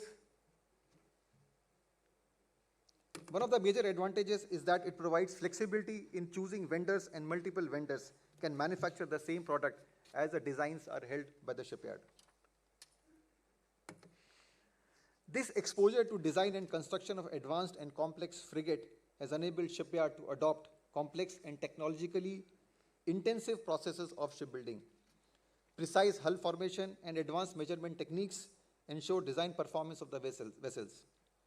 Outfitting of cables, piping, and HVAC was done differently than the conventional methods, ensuring high quality mandated for critical ship systems. Also, shipyard was exposed to new methods of shafting installation and precise methods ensuring accurate alignments in dock as well as afloat conditions. The stringent requirements of weapons and sensors were also met through adoption of advanced and precise methods of installation, such as laser machining and measurements. So what has emerged from this experience is that we have a very capable, strong, and resilient domestic industry in India to support shipbuilding supply chain. While historically it was a weak point, the supply chain is now developing with about 60 to 65% of the value coming from ancillary industry. Indian government policies now actively encourage domestic value addition and development of a robust local manufacturing ecosystem for components. We have also realized that India possesses a large pool of skilled and cost-effective engineers and a young workforce offering a competitive edge in labor-intensive shipbuilding operations.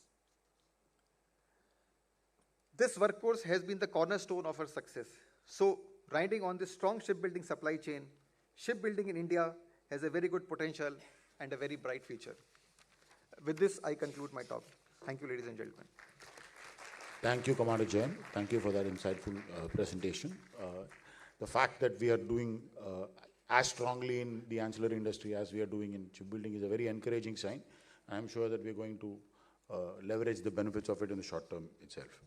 For the next segment, adopting Russian, Western, and domestically developed equipment and systems and carrying out major refits and midlife upgrades of conventional submarines bears testimony to the capabilities of the Indian shipyards. To talk about this, I'd invite Commander C.S. Tharwani from HSL to talk about the conventional submarine refit handling capabilities and potential collaborative refits with friendly nations. Commander Tharwani, please.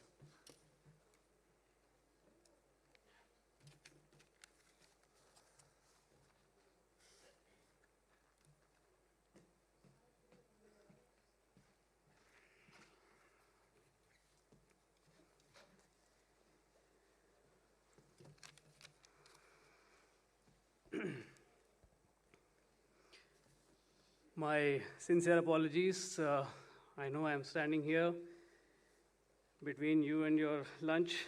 I'm sorry. Honorable Raksha Rajya Mantri, Shri Sanjay Sethji, Honorable Secretary DP, Shri Sanjeev Kumar ji, CMDs of the shipyards, distinguished guests, officers, ladies and gentlemen, a very good afternoon to you all. I, Commander Chandrasekhar Tharwani, retired, take the privilege to stand here today and speak about HSL's niche capabilities in design and construction of unique platforms with focus on conventional submarine handling capabilities.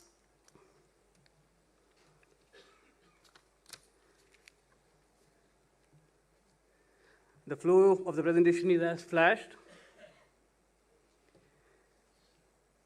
Giving an overview of the shipyard, Hindustan Shipyard is the first greenfield shipyard in the country, established as Scindia Shipyard by the great industrialist and visionary Seth Walchand Hirachand Toshi in the year 1941.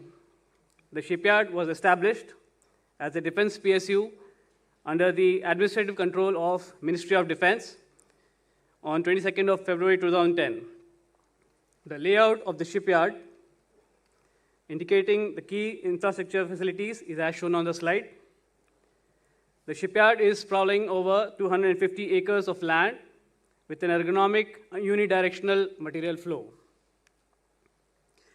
Owing to its strategic location and capabilities, HSL has been a preferred yard for undertaking varied complex platform refits, both for defense as well as commercial sectors. The shipyard has 3 independent strategic business units, that is shipbuilding, ship repairs, and submarine refits.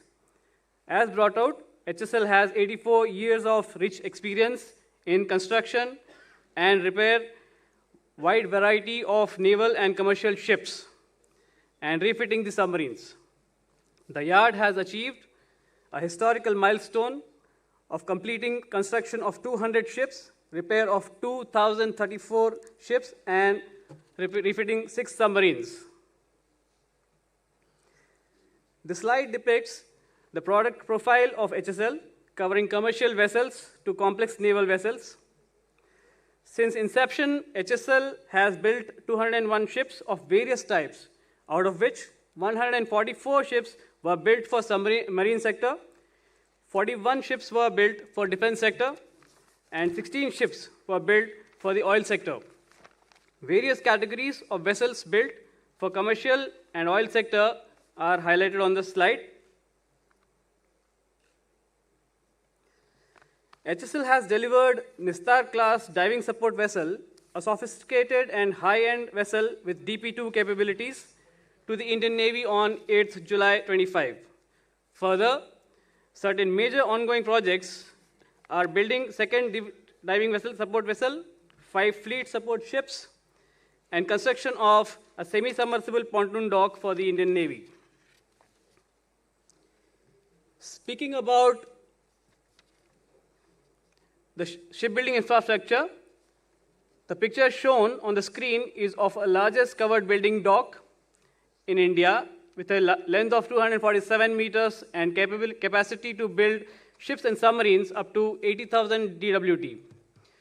With the help of partitioning gates, multiple projects can be built, docked, and undocked in all weather conditions.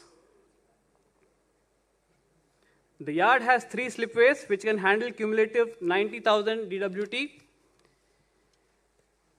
On the screen is the outfitting jetty of 447 meters long, about 10 meters clear depth with all marginal tidal variations all around the year, which is an added advantage. HSL has a well-equipped design department focusing on design and development of various projects for both defense as well as commercial segments with state-of-the-art design software. HSL proved its design capabilities in unique shipbuilding of DSVs by achieving excellent seakeeping and more than design speed. The yard has garnered rich experience in repairing 2,034 diverse vessels for both defense as well as commercial sectors, including the foreign ships.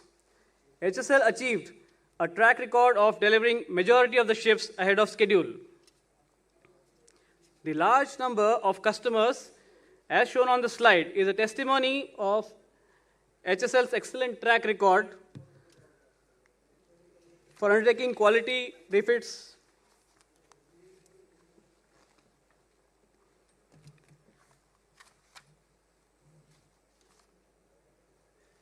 Coming to the ship repair infrastructure, HSL is equipped with dedicated refit, dry dock, and a wet basin as shown on the screen. Now, I would like to take you through the journey of submarine upgradation and repairs at HSL. HSL started undertaking small refits and emergency dry dockings of Indian naval submarines since 1970s, and it was the first and only shipyard to develop infrastructure for undertaking upgradation of conventional submarines. The journey of submarine repairs began in 1971 with maiden short refit of Egyptian-class submarines. Thereafter, HSL expanded its level of operations by undertaking medium refit of an Indian naval Foxtrot-class submarine, INS Wagli. The submarine was successfully retrofitted and delivered to the Indian Navy in 2006. Now let me explain you the submarine refit handling capabilities of the yard. As is well known, refit of a submarine is a complex project in multidisciplinary areas, varying from pressure hull to weapons and sensors. HSL over last 2 decades has developed niche spectrum of modernization and upgradation of submarine capabilities through large indigenized ecosystem for both men and material. HSL is capable of undertaking various types of refits of EKM-class submarines. A short refit takes around 5 months, normal refit takes 24 months, and a medium refit takes around 36 months to complete. I would like to highlight HSL has successfully completed 6 conventional-class submarine refits till date. Few glimpses of medium refit come midlife upgradation of INS Sindhu Kirti, which was undertaken in 2015. Normal refit of INS Sindhuvir in 2020.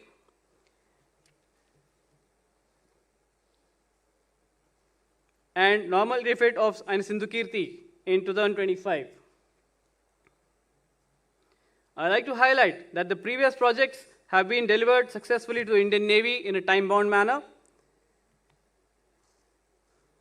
Some of the major upgradation and repair works undertaken by HSL on board EKM-class submarines will be shown in the subsequent slides. Activities in blue color are upgradation works undertaken which include modification of escape hatch trunk to ensure DSRV compatibility, which was undertaken for the first time in India, upgradation of porpoise electronic support measure system, main sonar, and communication suite.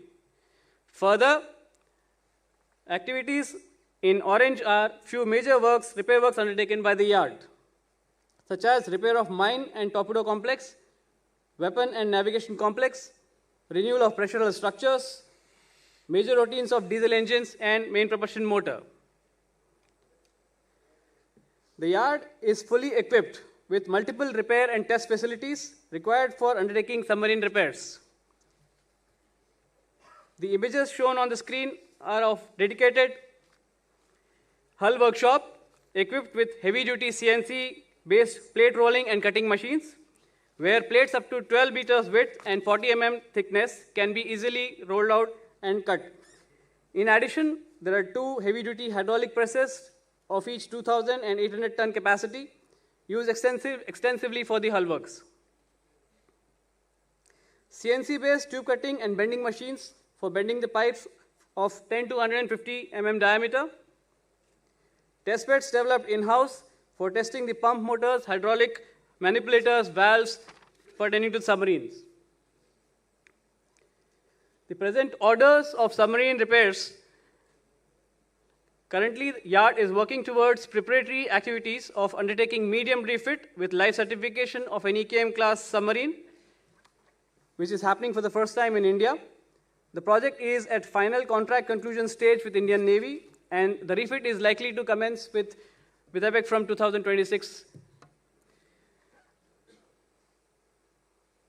The shipyard is going through a rapid upgradation of its infrastructure to cater for a large number of both shipbuilding and repair projects in the pipeline. Augmentation of slipways and installation of 300-ton Goliath crane is underway with completion date by February 26. The existing outfitting jetty is being refurbished to cater for ships and higher tonnage up to 50,000 DWT.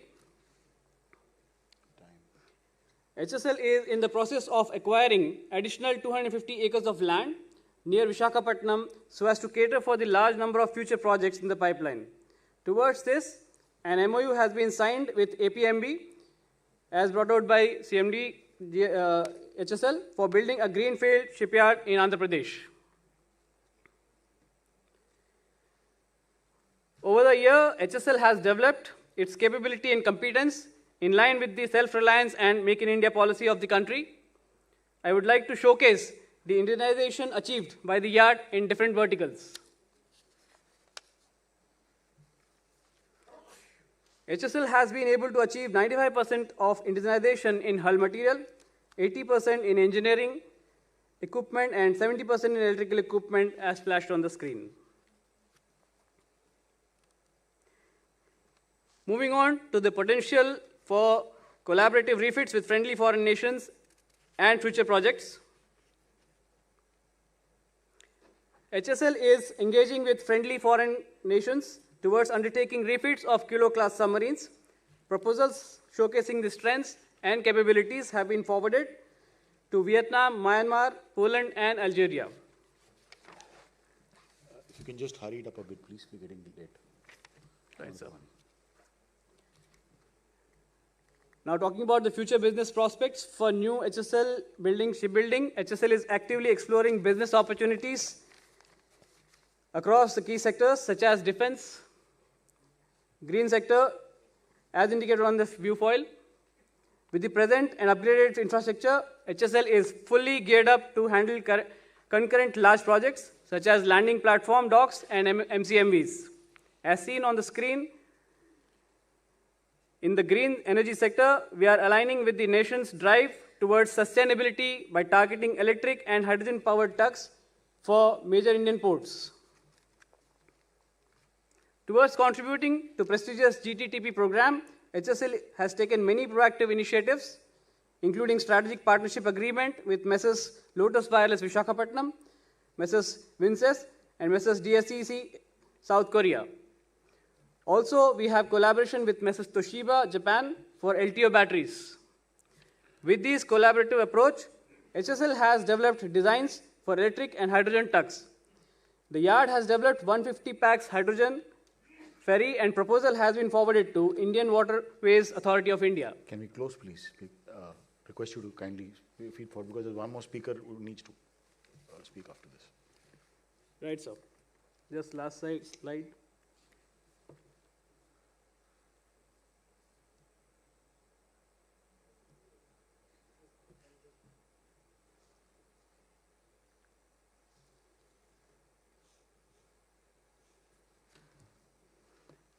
At the end, I would like to highlight that with exclusive shipbuilding capabilities, vast experience in undertaking refits of different classes of ships and submarines, equipped with huge vendor ecosystem, HSL is capable and more than ready to take up new shipbuilding projects, looking forward to build new submarines for the country. Thank you. Thank you, Commander Parwani. Thank you for that, for enlightening us and telling us that, we, as Indians, we don't just speak English as fluently as Englishmen. We can repair Russian submarines as well as the Russians do too.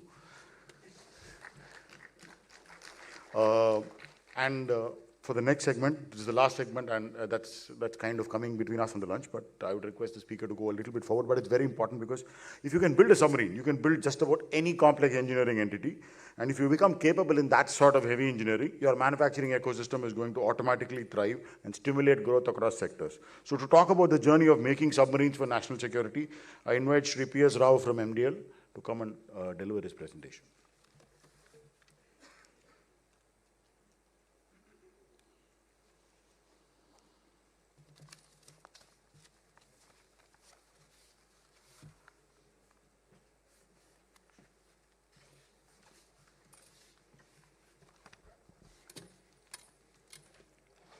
Honorable Honorable Secretary Defense Production, CWPA, CMDs and senior executives of all these shipyards, senior delegates of Indian Navy, Ministry of Defense, foreign navies and friends in the media.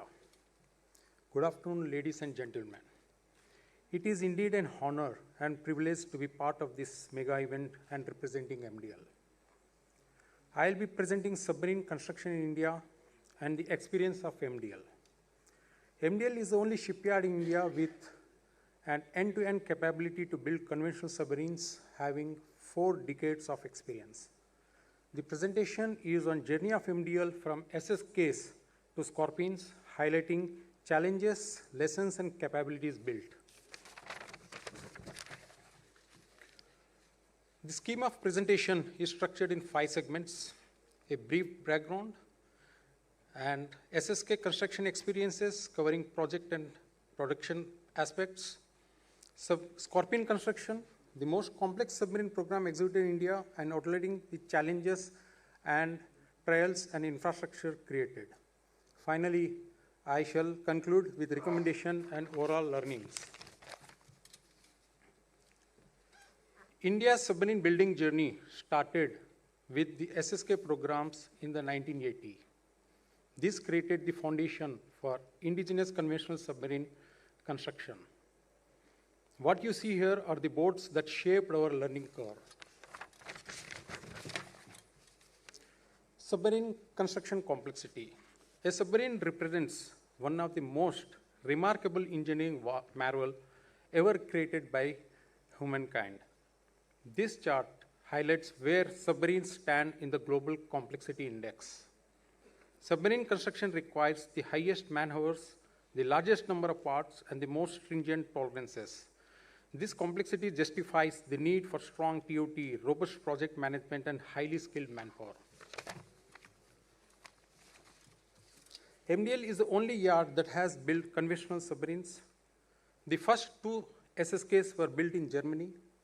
The next 2 were built at MDL with full TOT and were commissioned in the year 1992 and 1994. The Scorpion program further expanded our expertise. 6 submarines delivered in series, with the last delivered in January 2025. All Scorpions are now operational in the Indian Ocean region. SSK construction laid the foundation for all future submarine construction. Some project aspects of detailed SSK are The TOT received during SSK construction was foundational, well-structured, and comprehensive. Material packages, documentation, and vendor support ensured seamless construction of the last 2 boats in Mumbai. This created the first generation of Indian submarine builders. And SSK project aspects. MDL teams were fully trained in Germany, gained first-hand experience. They returned with complete documentation, drawings, and specialized tools. The project execution was smooth due to full support from the collaborator. SSK production challenges. Submarine building in the 1980s came with its own challenges. The commissioning of the CNC stations were delayed due to unforeseen transit damages. Welding parameters had to be adapted to Indian humid conditions.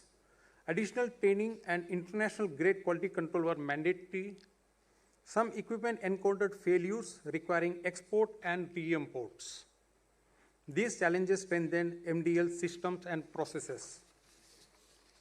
Issues like equipment malfunctions, PCB repairs, rubber components, degradation, and dry dock constraints required innovative problem solving. The experience built during this era formed the backbone for the far more complex Scorpion program. With the exercise experience behind us, India entered the next generation Scorpion program, one of the largest submarine building projects globally. Some project aspects of Scorpion are: Scorpion production required deep project management discipline. The collaboration involved Naval Group and Navantia. The design split between the forward and aft parts increased integration complexity. The scale of Scorpion is enormous. 4.2 lakh items, 50 kilometers of cabling, 10 kilometers of piping, 6,500 equipments. Over 8 lakh inspections and 731 hats and sats were successfully conducted. This was the largest TOT program ever undertaken in India's defense sector. The program demanded world-class documentation, detailed work instructions, and rigorous certification. Hygiene, work culture, and discipline were critical elements of the transfer of technology. MDL teams internalized these practices and built sustenance capability. The next few slides shows the production complexities unique to Scorpion, especially welding, tolerances, and plate rolling. Scorpion welding demanded very high qualification levels. Sheathing welding was introduced for the first time in India. The critical tolerances were like the perimeter after machining should be less than 0.2 mm. The squareness should be less than 1 degree. The achieved circularity should be less than 6 mm. Hundreds of welders underwent multi-stage qualification with international oversight. Process control approach rather than quality control approach. Pressural fabrication required extremely tight tolerances. 1 mm over 3,100 mm radius. Rolling thick submarine grade steel plates to precise curvature was a major challenge. MDL invested in new machinery and training to meet these standards. The piping load was massive and comprised of intricate installation layouts of various materials like stainless steel, carbon steel, and copra nickel, etc. Indigenization was pursued aggressively. Many items were developed in India for the first time. These include O-rings, mechanical seals, pumps, GRP for casing, and shock mounts, etc. Procurement timelines and vendors' maturity required constant management. Outsourcing was scaled to accelerate throughput. MDL achieved remarkable reduction in weld repair percentage from over 1% in the first year to less than 0.2% in later years. Defects per boat reduced sharply as learning matured. This is a clear demonstration of capability development through series production. Some glimpses of construction. These images represent the scale of work done from cradle embarkation to battery loading and final launching. Each stage reflects the complexity managed by MDL teams. Setting to work and trials of diesel engine. After construction, a massive setting to work and sea trial phase begins. This is where system mature and performance is proven. Trial challenges. More than 10,000 pipes had to be installed, rinsed, and pressure tested per submarine. 50 kilometers of cabling required flawless laying and inspection. IPMS and fiber optic work required specialized skills. Issues like hydraulic leakage, caster block adjustments, DA rectifier element, and wiring corrections were addressed systematically. Glimpses of trials, so maneuvering and turning circle. These images shows the submarine during the rigorous trials, validating the capability of the platform and the yard. To support Scorpion and future projects, MDL created world-class infrastructure. This includes assembly workshops, wet basins, cranes, and unique testing facilities. The SSA workshop provides a second assembly line crucial for parallel production. The workshop spans 220 meters in length. Further, the associated submarine launch jetty of 108 meters in length facilitates the launching of next-generation submarines from this SSA workshop. The new wet basin of 25,000 square meters of area with a depth of 11 meters is the real force multiplier, enabling parallel outfitting and trials of both warships and submarines. MDL has one of the finest cradle assembly shop for submarines. The workshop spans 112 meters in length, 24 meters in breadth, and 40 meters in height. The 300-ton Goliath crane significantly improves lifting and integration efficiency of modular construction. The shore integration facility is an advanced capability used for system integration before installation on board. All combat system equipment, attack periscope, MFCC, plotting table, etc., are successfully programmed, tested, including upgradation of software, thereby reducing downtime and faster installation on board. SPMTs allow safe, secure, and precise maneuvering of massive submarine sections carrying up to 1,000 tons. Modernized storage. Modern storage facilities support speedy material traceability and safe storage critical for submarine programs. MDL had expanded from 1,500 square meter storage spaces to 6,500 square meter of modernized storage spaces, along with 1,000 square meter AC storage earmarked only for critical sensors and electronics. The usage of computer-based material management system software tool ensures optimized MDL's inventory and material management. Finally, the recommendations and conclusions. Infrastructure alone is not enough. Skilled manpower and knowledge continuity are essential. Indigenization must continue in mission mode. The level of TOT must be clearly defined in the contract. A complete material package from the collaborator prevents avoidable delays. Scorpion is a major success story for India and MDL. MDL today has proven series production capability with 2 parallel submarine lines. With existing infrastructure, MDL can build up to 11 submarines simultaneously. We are fully prepared for the Indian Navy's upcoming submarine projects like P-75I, P-76, and SSN, etc., bolstering India's maritime prowess in the world. Thank you.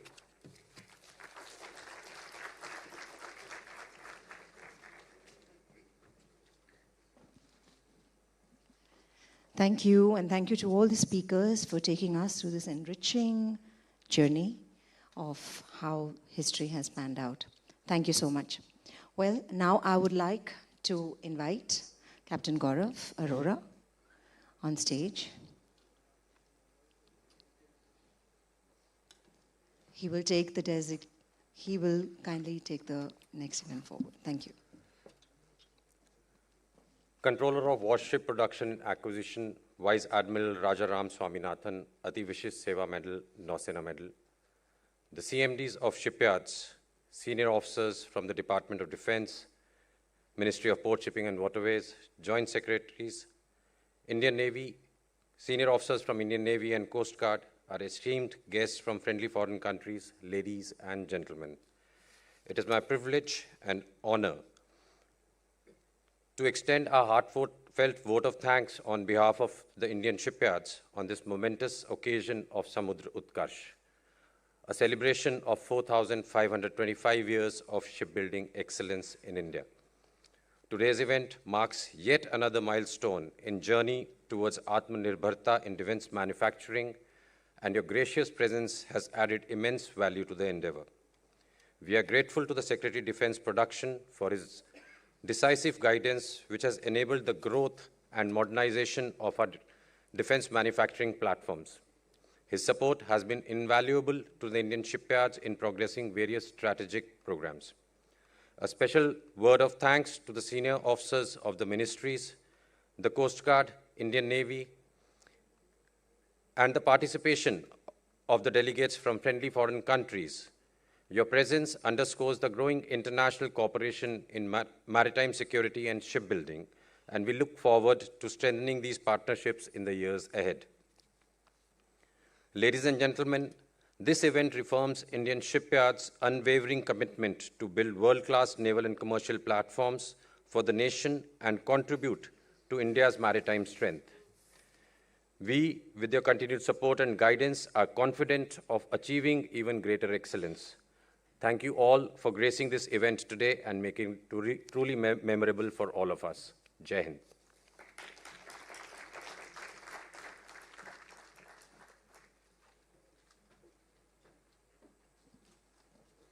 Thank you, Captain Gaurav. We welcome all the dignitaries present to join us for lunch, now being served in the designated dining area. Following the luncheon, there will be a networking session providing an excellent opportunity for industry leaders, international partners, policy makers, and domain experts to connect, exchange perspectives, and explore new avenues of collaboration. As we move for lunch, followed by a networking session, I extend my heartfelt thanks for the rich interactions and meaningful exchanges shared here today. It has been a pleasure and a profound honor for me, Aradhana Mehlawat, to have served you as your host for Samudra Utkarsh. My sincere gratitude to all dignitaries, delegates, and esteemed guests for your gracious presence and active participation. With deep respect, I thank you all once again and wish you a pleasant and safe onward journey. Shano Varuna, Jai Hind.